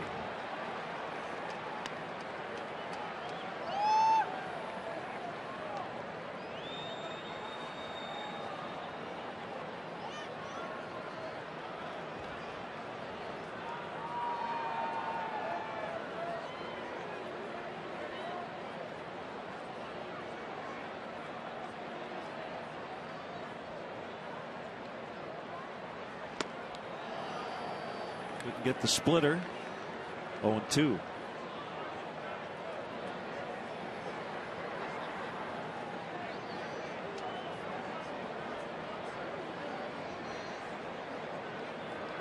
Big inning for the Cubs. A 6-run, 7-hit third off Zach Greinke.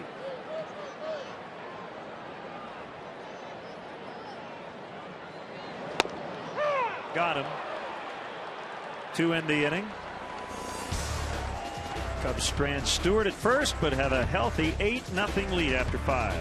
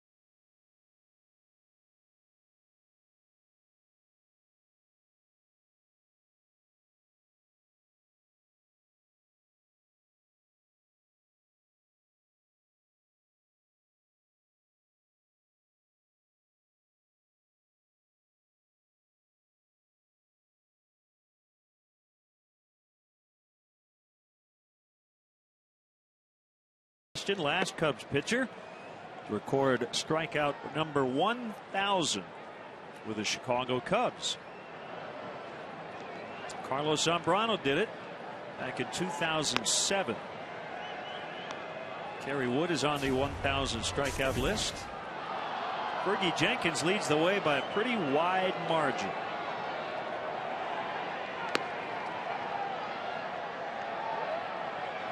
This Big Z will not face the Cubs next week in Miami. Looking at the Miami rotation, Joe Mathers in for Alonso Soriano with the Cubs leading by 8. He may not be scheduled to start against the Cubs, but might not out of the question that he could get a pinch hit at bat. Yeah. Yeah, he's slated to pitch Saturday versus Houston. But they have an off day Monday, which means he would probably not go again until the day after the Cubs leave Miami. Ozzie Guillen is scheduled to have his first game back in the dugout at the start of that Cubs series.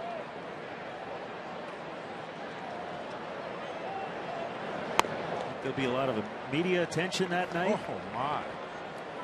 Yeah, we might want to get to the ballpark a little bit earlier than normal, which for you means you got to be there at 7 in the morning. Well, that's the first time we'll have seen that new ballpark. Yeah. Get there a little early, check it out. Hara strikes out.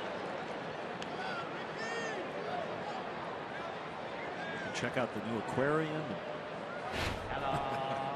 Stay tuned for a sneak peek of the Three Stooges, the movie, later in the game.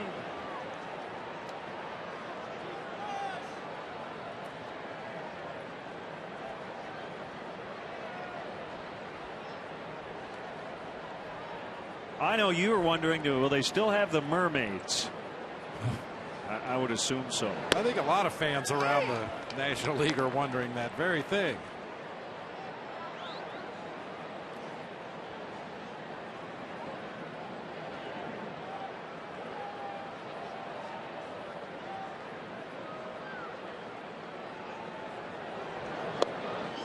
That's what they're called, the mermaids? I didn't realize that, I guess. Yeah, I believe so. And then they added the mermen or the merbutlers or whatever they call them.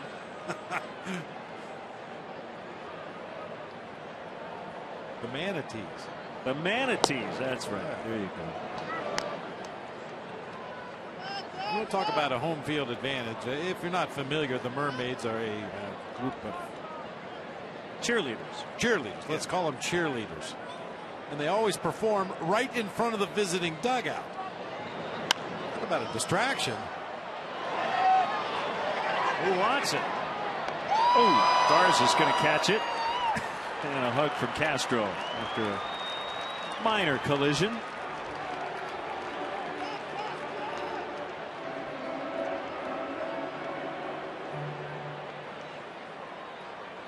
Usually the pitcher gets out of the way, but this one was hit essentially right to Garza, and you had 6 guys right in the area. And you know, Castro's on a dead run. Laher's moving across at an angle looking up into the sun. We talked about it in that Washington series when Steven Strasburg ran off the mound and Starlin Castro's little floater dropped for a base hit right in front of the mound. Pitcher's job usually is to direct traffic. Make sure that your infielders don't run into each other, but when they're on a dead sprint like that, pitcher's a good enough athlete. He should be able to catch a pop up on the mound, and that time Garza handled it himself.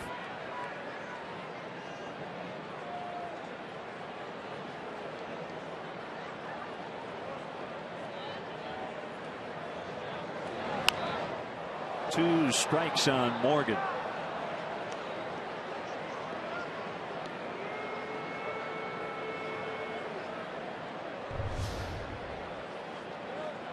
Morgan starring in a new PETA promo campaign advocating pet adoption from animal shelters.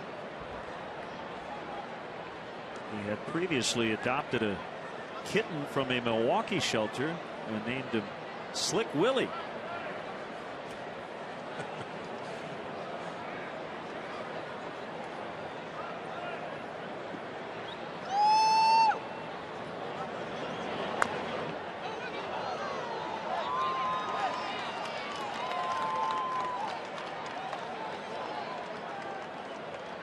would agree with Morgan. Going to get a pet, adopt from a shelter. A lot of pets who need a good home.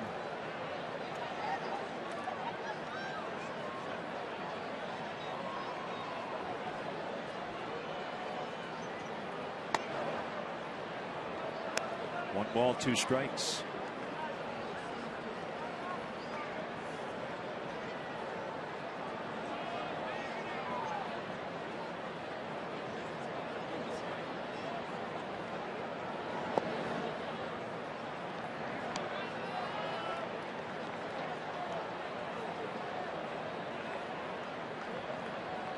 Reds came back to tie that game in Washington. They're 2-2 in the bottom of the 10th. They got 2 in the 9th to send it to extras. Castro out. Johnson in, and nobody can get it.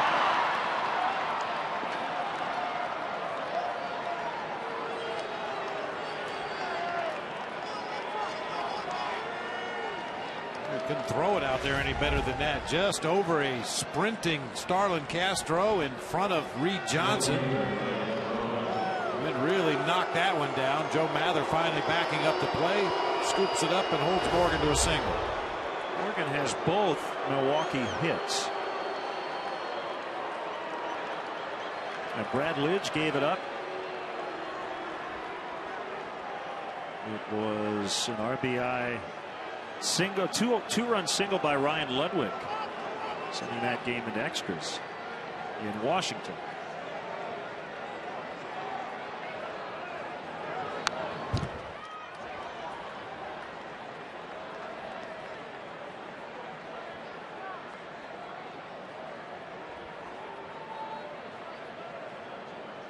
Speaking of the Reds, Joey Votto will be honored here in Chicago in 9 days by the National Italian American Sports Hall of Fame.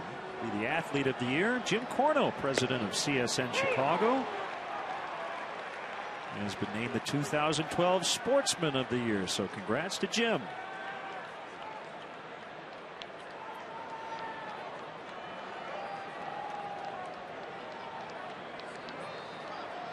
Mike Piazza will join Sarah Kustok as the co-MCs of that event. Should be fun. 1-2 on Ryan Braun.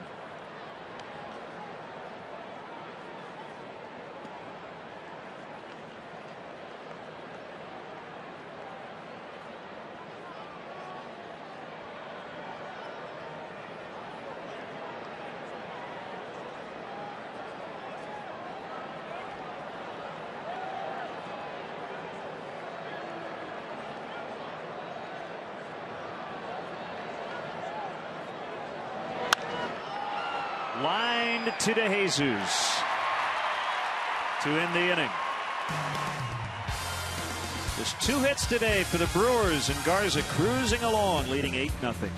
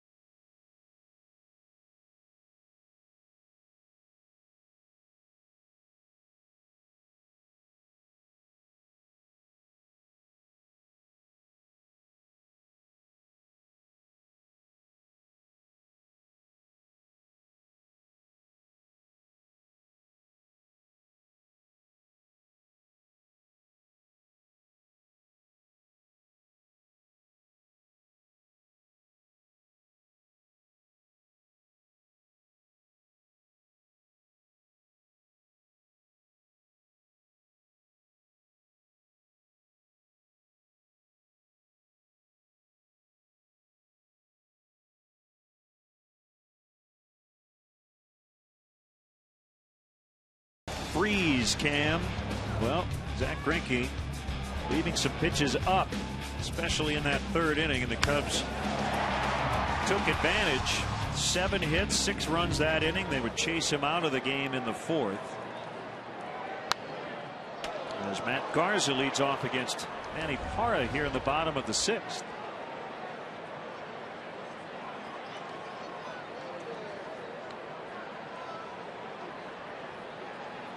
Greinke wasn't wild today per se. He walked only 1, struck out 5, but too many hittable pitches, I guess. And our Burger King box score, everybody pitching in, including Brian LaHare. I love the spin on it. Somebody's got to make the outs. Otherwise, you'd hit forever. See if Brian agrees with that theory. We'll mention that after the game. Always good to mention it after a big win. Well, with a few innings this ball game left, Brian may still turn out to be a big part of the offense. That's right.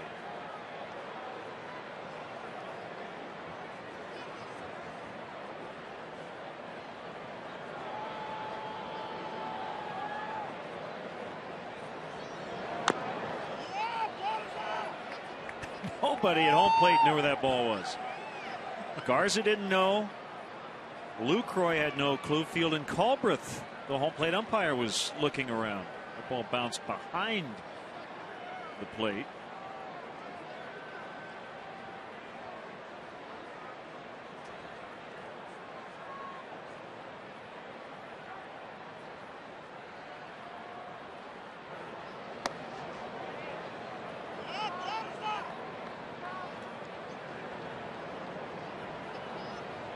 The guys from California. Manny Parra is from Sacramento. Garza from Fresno. 2-2.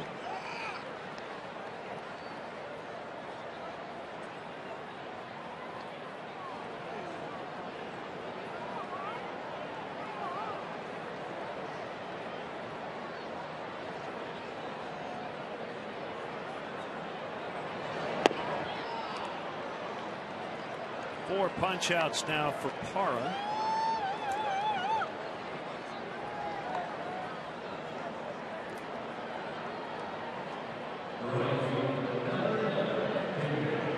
Curious to see the new look St. Louis Cardinals this weekend.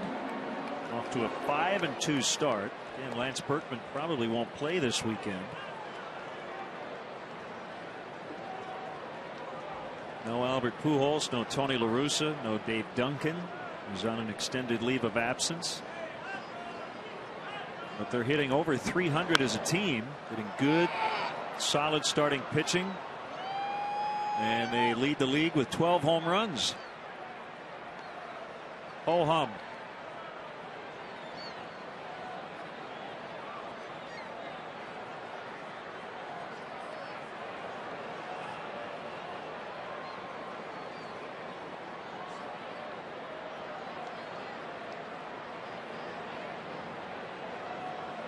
One to De Jesus, and he gets hit.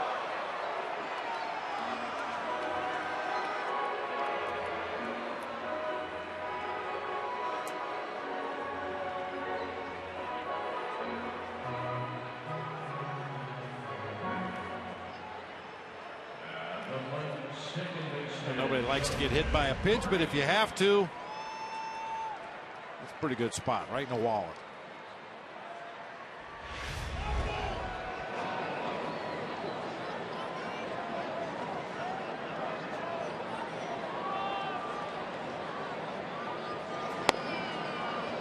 Ball one to Darwin Barney. The Nationals gave it up in the 9th, but won it in the 10th over the Reds on a wild pitch. Alfredo Simone's wild pitch. 3-2 Nationals. The play by Gonzalez, the flip to Weeks, they turn it. And that's the inning.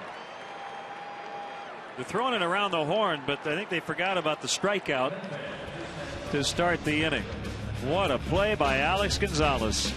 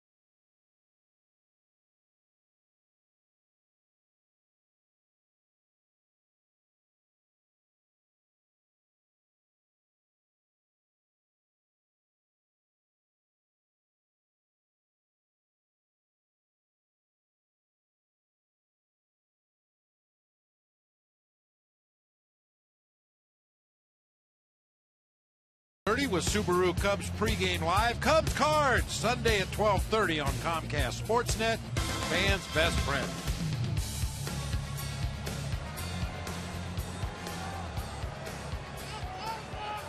All Cubs today. They needed a game like this. Not only offensively, Len, but take some of the heat off the pitching staff. Guys, up until this point, have felt like they needed to be nearly perfect to have any chance to win a ball game whatsoever. But with an 8-run lead, Garza just rocking and firing out there, throwing strikes. Corey Hart swings away and bounces to Stewart. 1 pitch, 1 out.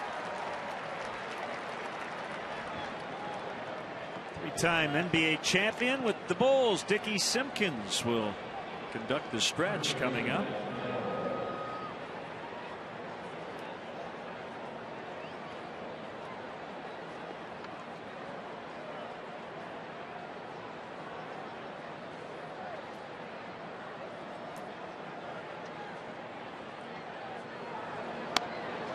Called strike to Gamble, who's grounded out 2 times.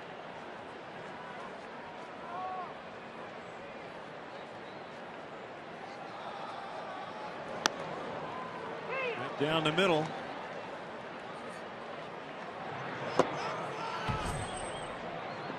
Tim Dillard in the Milwaukee bullpen.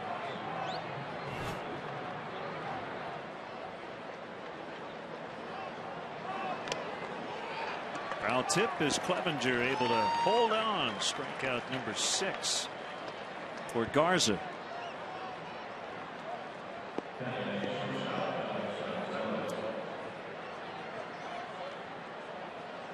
He's tall. Yes, he is. I mean, we've got a great vantage point up here in the press box looking down on the field, but about 2 feet higher than we are right now. Gonzalez starting that double play. One of the best defensive shortstops in the game. Has been for a long time.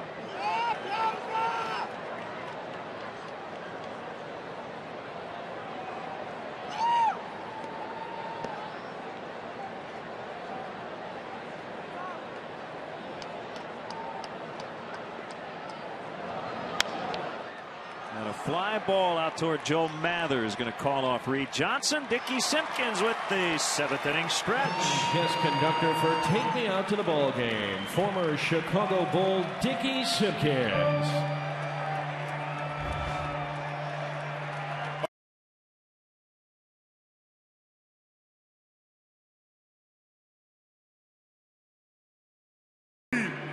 Take me out to the ball game. Take me out to the crowd. Buy me some peanuts and I don't care if I never get back. Be root for the Cubbies. If they don't win, it's a shame. For it's 1, 2, 3 strikes, you're out at the old ball game. Let's get some more runs.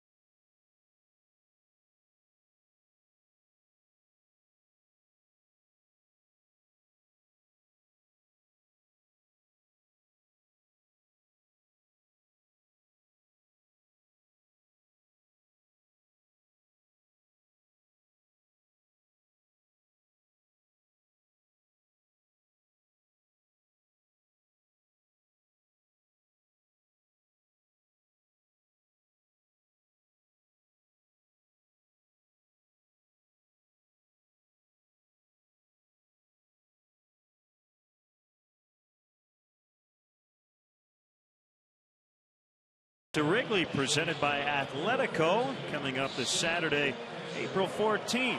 Starting at Clark and Addison, you'll run through the Wrigleyville neighborhood along the Wrigley Field concourse and finish under the famous marquee. This year, runners who raise $1,000 or more for Children's Memorial Hospital will run a post-race victory lap around the bases. To register, go to racetowrigley.com. All Cubs here today. A couple of changes for the Brewers as Tim Dillard is on, and there's a new first baseman, Travis Ishikawa, as Starlin Castro grounds out. And there's a side-winding Tim Dillard.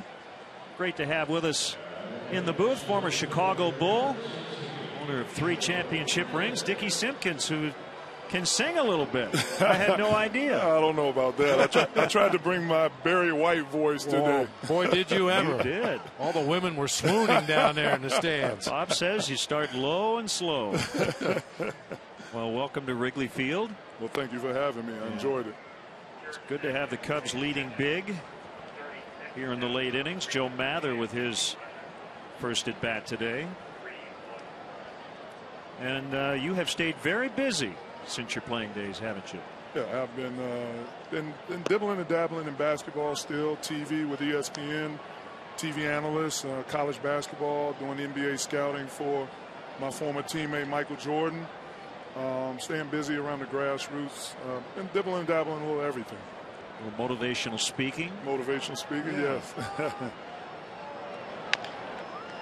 Mather bounces to his tourist. Nice play by Ishikawa at the other end. Now, do you talk to youth groups, kids? What sorts of groups do you speak to? I speak to all motivational speaking to all groups, business groups, kids, high schools, college. What do you tell kids. high school kids, for instance? Well, my message is pretty simple. I mean, it's all about listening, it's all about hard work, and it's all about determination. It's really simple, those 3 things. And I know it's a lot of things going on with high school kids, a lot of distractions, peer pressure, but if they focus on those 3 things, it will really help them be close to being successful in life. Well, I like that first point, listening. So many times people don't really listen. They just wait for their turn to talk. Absolutely. I mean, I tell everybody I speak to, it's a difference between hearing and listening. My mother, who was my mentor, told me if I listen, I will learn a lot and I'll be able to apply it. 1-1 on Ian Stewart. You still play any hoops anymore? You get together with some of your neighbors or some of your buddies and bang it around out there in the driveway? I'm a health club all-star now. I go to the health club and try to dominate a little bit on the courts. I get out there a little bit once in a while, and then I spend a lot of time working with my own kids, my daughter, my son. The younger 2 haven't started teaching them yet, but my older kids, I get out on the court and work with them.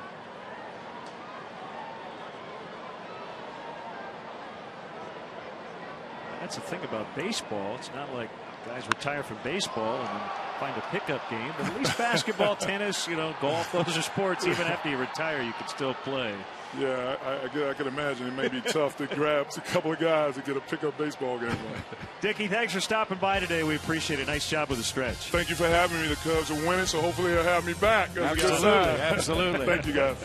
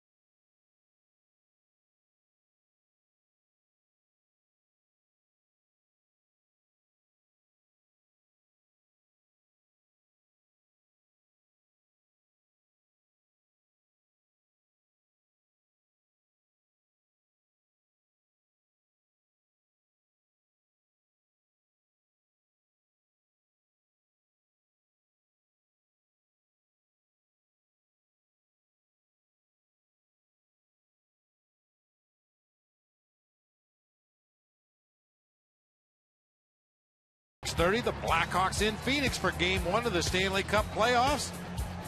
And the Bulls host the Heat. Join Pat Boyle and Mark Shinosky for Sportsnet Central, presented by AT&T U-verse, tonight at 6:30, only on Comcast Sportsnet, fans' best friend. Jonathan Taves will play tonight for the Blackhawks in Phoenix. He's trying to get that Chicago mojo working early today. Absolutely. Make it a great doubleheader. 8-0 lead. Triple header, yeah. Bulls and Heat, right?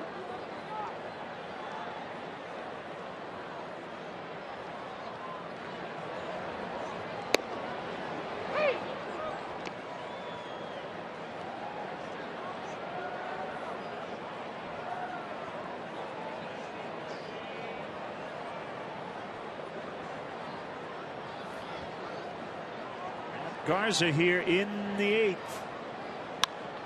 Lucroy trying to dunk one into right, and he does.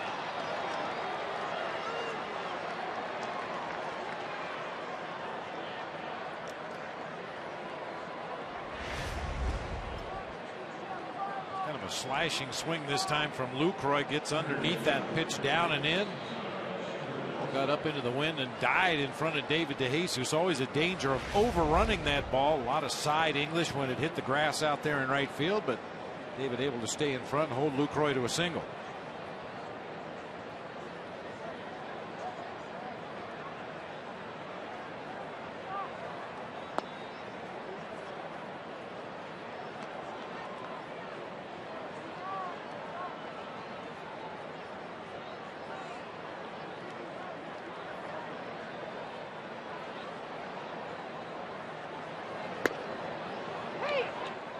One to his Turris.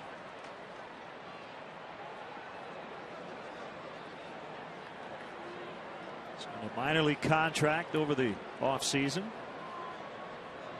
Been with the Blue Jays, Dodgers, Cubs, Pirates, Cardinals, Orioles, and now the Brewers. Something he'll always have on his resume is the fact that he was traded for a Hall of Famer, a future Hall of Famer, Greg Maddux.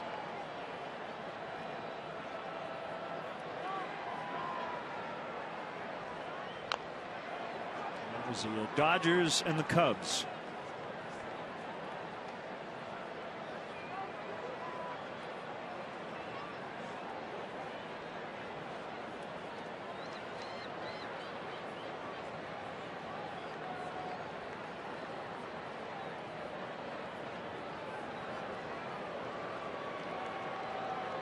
Trade deadline 2006.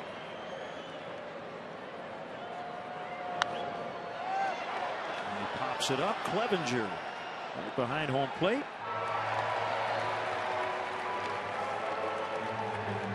Hitting the road like we are. Well, take the Cubs with you this season. Subscribe to MLB.tv today to see every Cubs out of market game live online and on your favorite devices in HD quality. Visit Cubs.com to order and get more details. MLB.tv. Baseball everywhere. Travis Ishikawa just entered the game in the bottom of the 7th.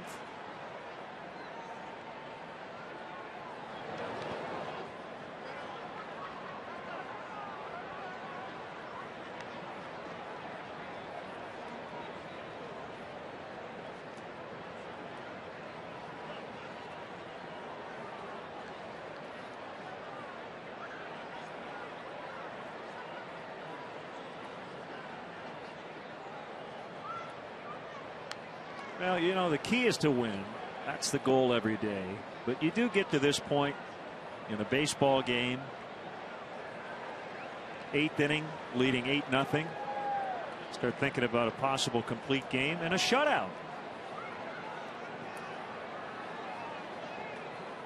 Don't get a ton of opportunities these days as a starting pitcher to do really either of those two things.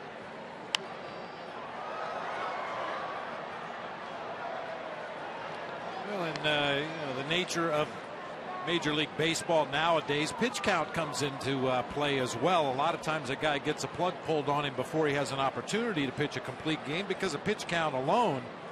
Garza with that last delivery up to 95. Quick double play ball would be nice right here.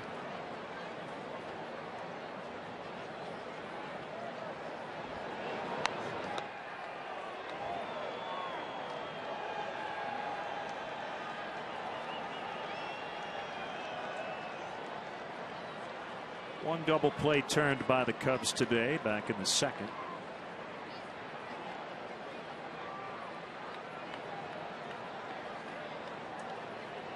Jamie Moyer's still in there for the Rockies today, but he's trailing the Giants 2-0 in the sixth. Ishikawa strikes out.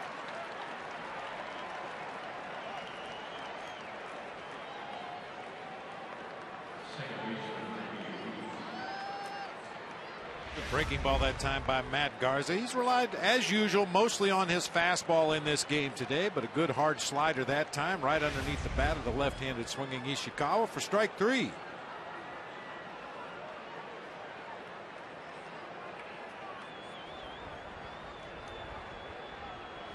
We're blowing a ninth-inning lead yesterday. Detroit got back in the win column, 7-2 over Tampa Bay.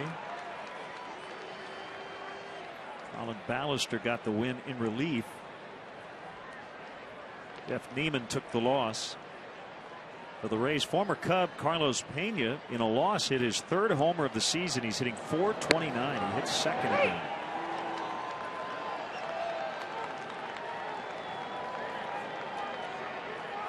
You think he stepped out of the box at all today? Yes. Probably more than once.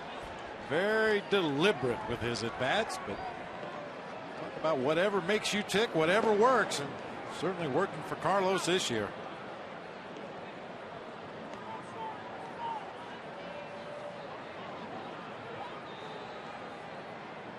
Twins lead the Angels 10-8 in the top of the ninth, but the Angels have a run in, 2 on, nobody out against Matt Capps.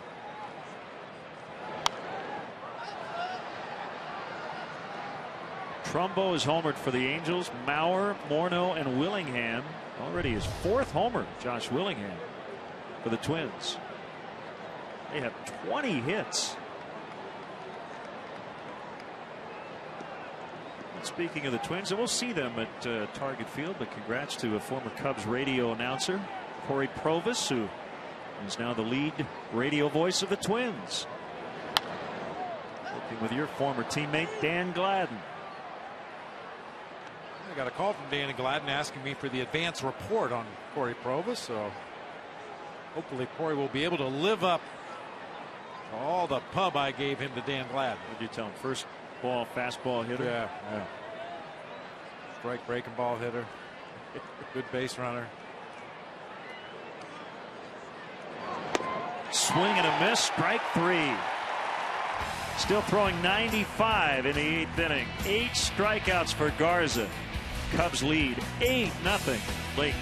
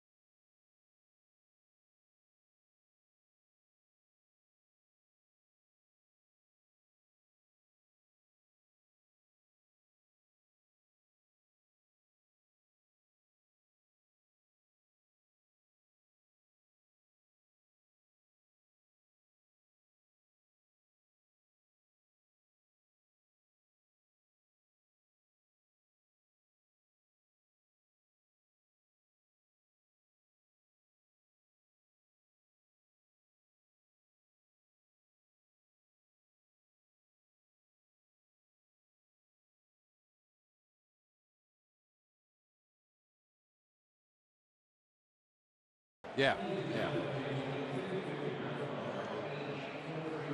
Yep.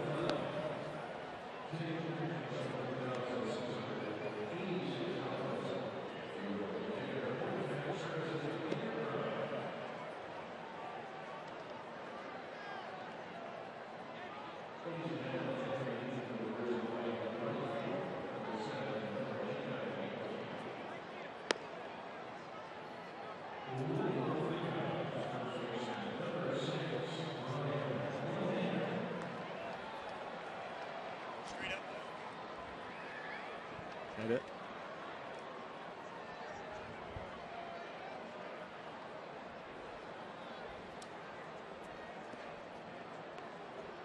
All right, Cap, thank you.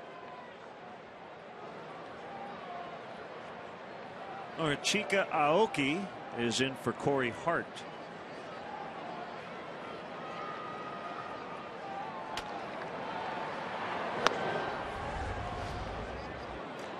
Tim Dillard in his second inning of work. 8-0 Cubs, 6 in the third, 2 more in the fourth.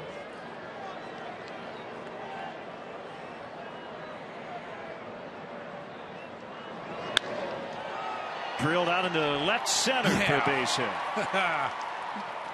He's on the board. That's right. He just wanted to let his teammates have all the fun early, and he'll have his fun late. Boy, that's a nice piece of hitting. Sinking, tailing fastball down low and away. Brian stayed right on it and found that gap in left center. So all these starting position players have a hit in this game. Pitcher Garza with 3 strikeouts, but that's all right.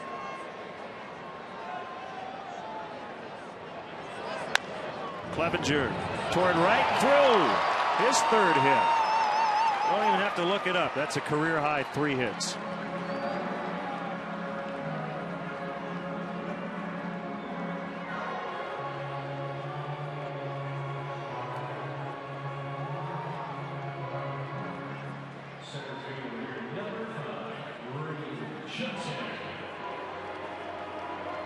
You mentioned Matt Garza hitless on the afternoon. Told the story many times in the past. Former Cub and a former teammate of mine with the San Francisco Giants, now a fine announcer for the Giants along with Dwayne Kuiper. Mike Krukow said his goal every start was to go 0 for 4 because that meant he was in the game long enough to get 4 at bats. He didn't care about his bat, obviously, with that swing he had.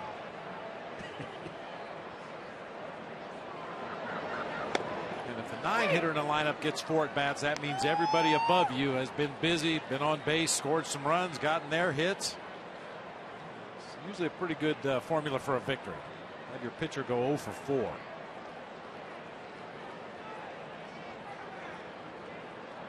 Garza's on deck, and he's looking for his first complete game since September 21st of last year versus Milwaukee, 7-1. AT&T UVerse multi-view. First 2 have reached here in the 8th.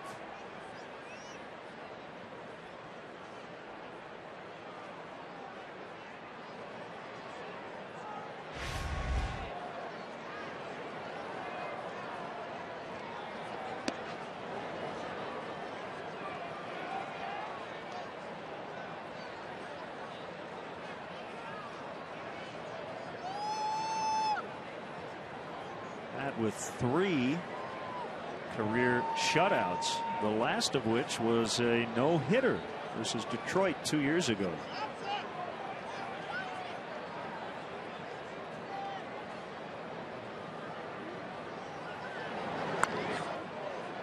Grounded foul. Sometimes I don't know how Reed Johnson gets a bat on a ball. I mean, Dillard with that sidearm delivery. It's a lot of movement, a lot of late tailing action into a right-hander. Watch where this pitch ends up. And he's still able to foul it off and stay alive in the at-bat.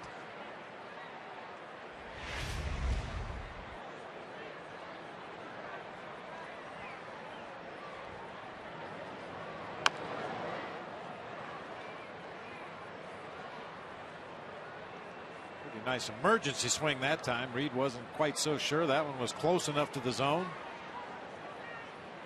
Early here in the crowd today.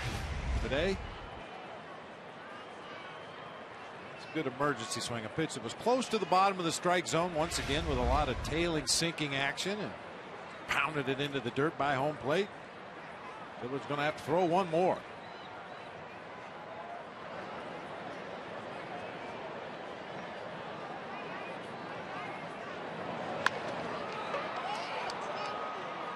We'll go 5-3 as Torres turns the double play.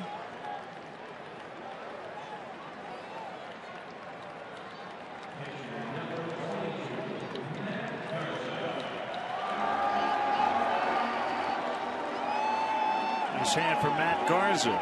36,311, the paid crowd today.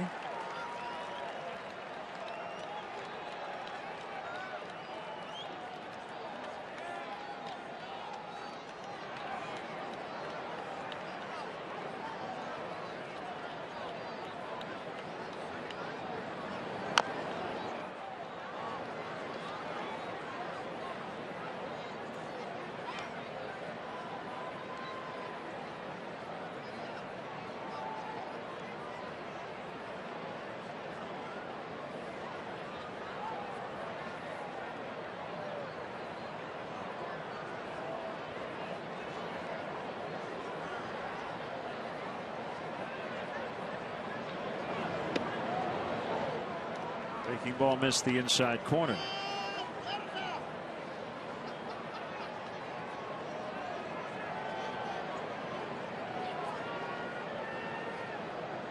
Minnesota held on, beat the Angels 10-9 in Target Field.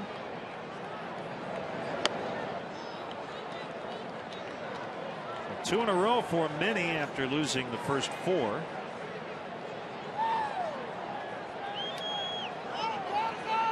Former Cub Jeff Gray got the win in relief.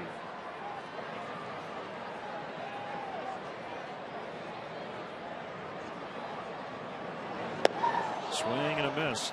So Garza has pulled a Mike Krukow today. Well, as promised earlier in the game, and we never break our promise, here's a sneak peek at the Three Stooges, the movie.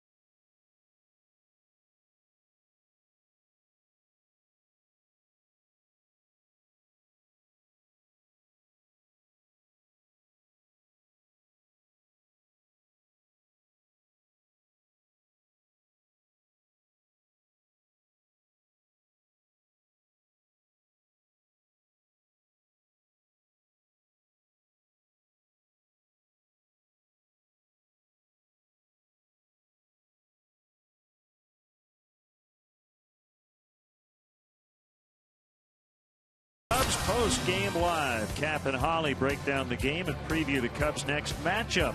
Don't miss Horseshoe Casino Cubs post-game live immediately following the game right here on Comcast Sportsnet. Fans' best friend. Hey, fans, want to see a Cubs game from the front row at Wrigley Field? Now you can. Visit Cubs.com and click on the CBOE front row seats auction to bid on tickets in the front row behind home plate and along the first base line.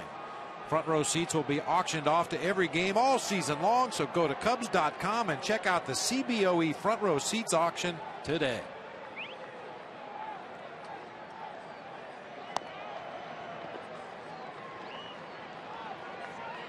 We've had some fun today. Cubs got 6 in the third, 2 more in the fourth, and Matt Garza has been as good as we've seen him as he tries to complete his 9th career game and pick up his 4th major league shutout.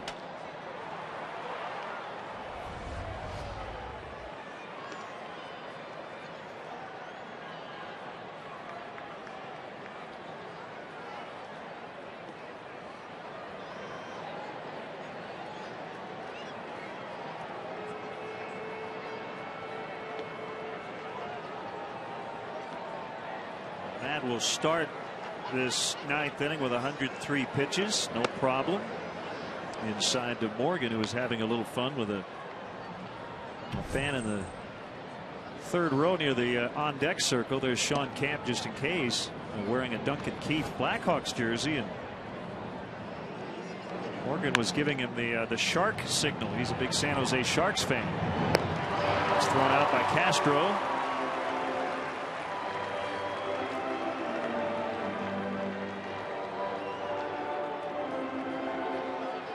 Judd Surratt and I are going to do a little advanced scouting on the Sharks this weekend in St. Louis. Nice.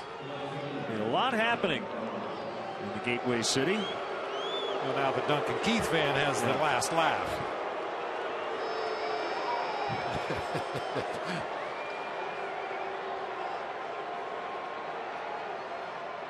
Ryan Braun this week getting a little taste of what he's going to hear the rest of the season.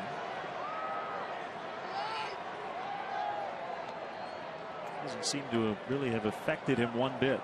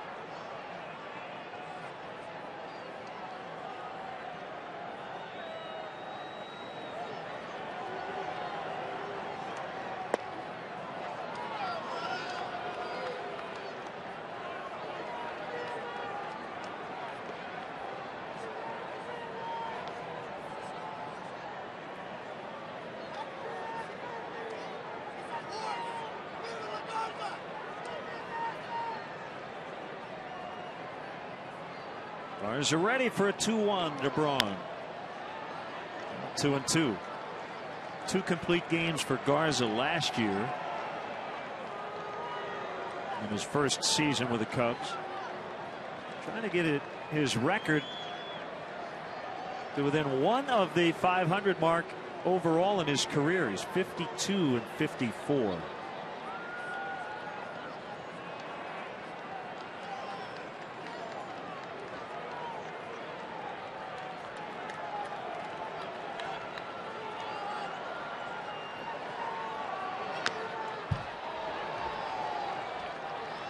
It's hard to believe that with the stuff we see from Matt Garza almost every time he steps on that mound that he's trying to get his career record back to 500, which once again is a good illustration that one lost record is not the only way to evaluate a pitcher.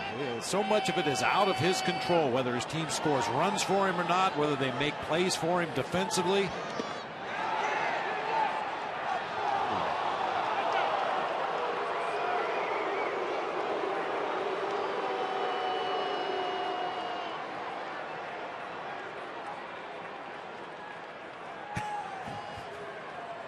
Apparently David Crosby felt he went. Yeah.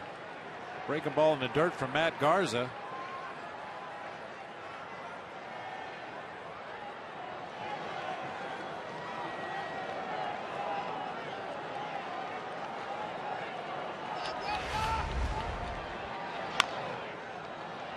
There was a great shot on our pitch tracks that we showed on that replay. Everything that Matt Garza had thrown in this at bat was down there from the top of the kneecaps to the bottom of the kneecaps until that last pitch was up a little bit. He's trying to keep the ball down on Ryan Braun. Look at that spray chart.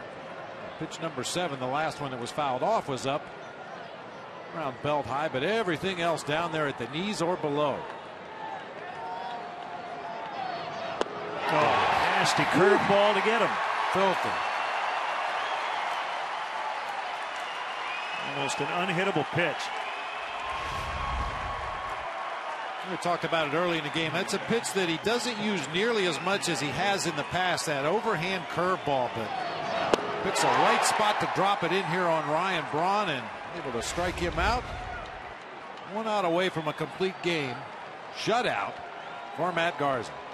3 hits for the Brewers. Aoki strike one.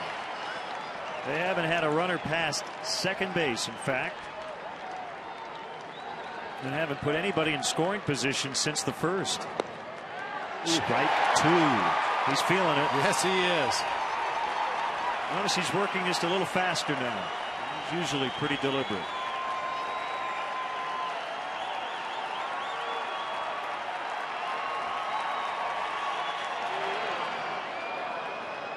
That's right where he wanted to throw that 0-2 curveball. I don't know if you noticed Steve Clevenger, after he gave the universal number 2 for the curveball, he banged his glove on home plate. He wanted that ball down, hoping to get Aoki to chase.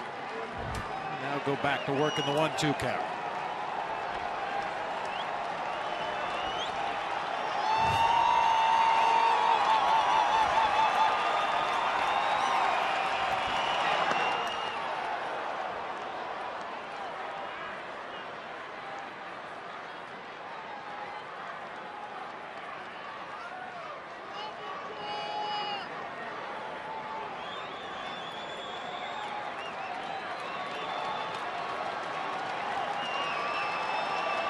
And he's run it full.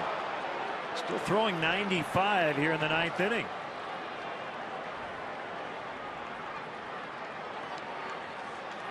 I mentioned for most guys he wouldn't be rushing, but for him maybe a little bit. So just a deep breath to calm down. And the 3-2 pitch. Bounce back to Garza. And he throws it into the stands.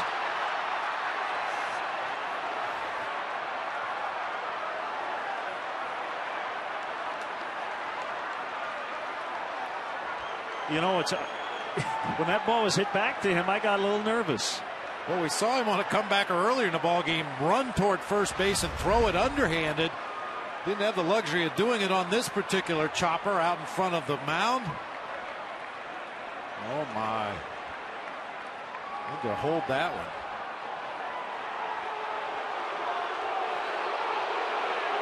Well, the problem now, Dale Swaim is out. The problem is, Bob, he's had 119 pitches, and that's going to be it.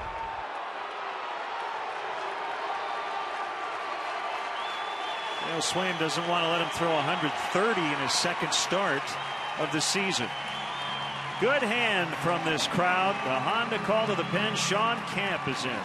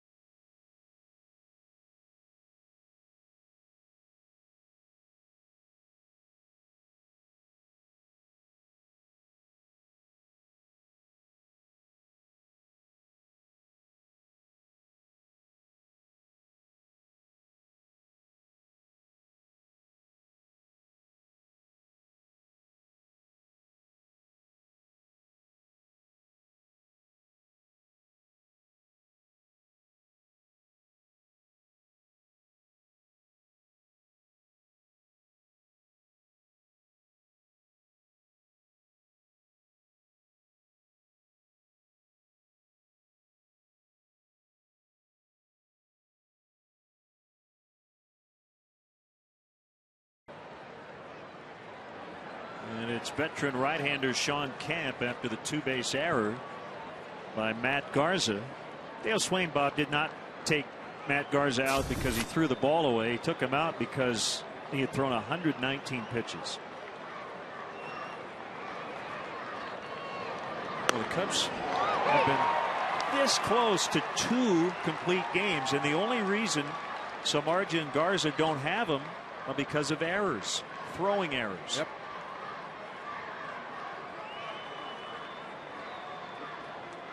Here's the 0-1 to George Kataris, pinch hitting. He hit the game-winning homer yesterday. It's such a hard thing to figure out, how a guy can stand out on the mound and throw 95-mile-per-hour fastballs right where he wants to, drop curveballs on the outside corner to left-handed hitters, but has all kinds of trouble picking up a ground ball and tossing it to a first baseman.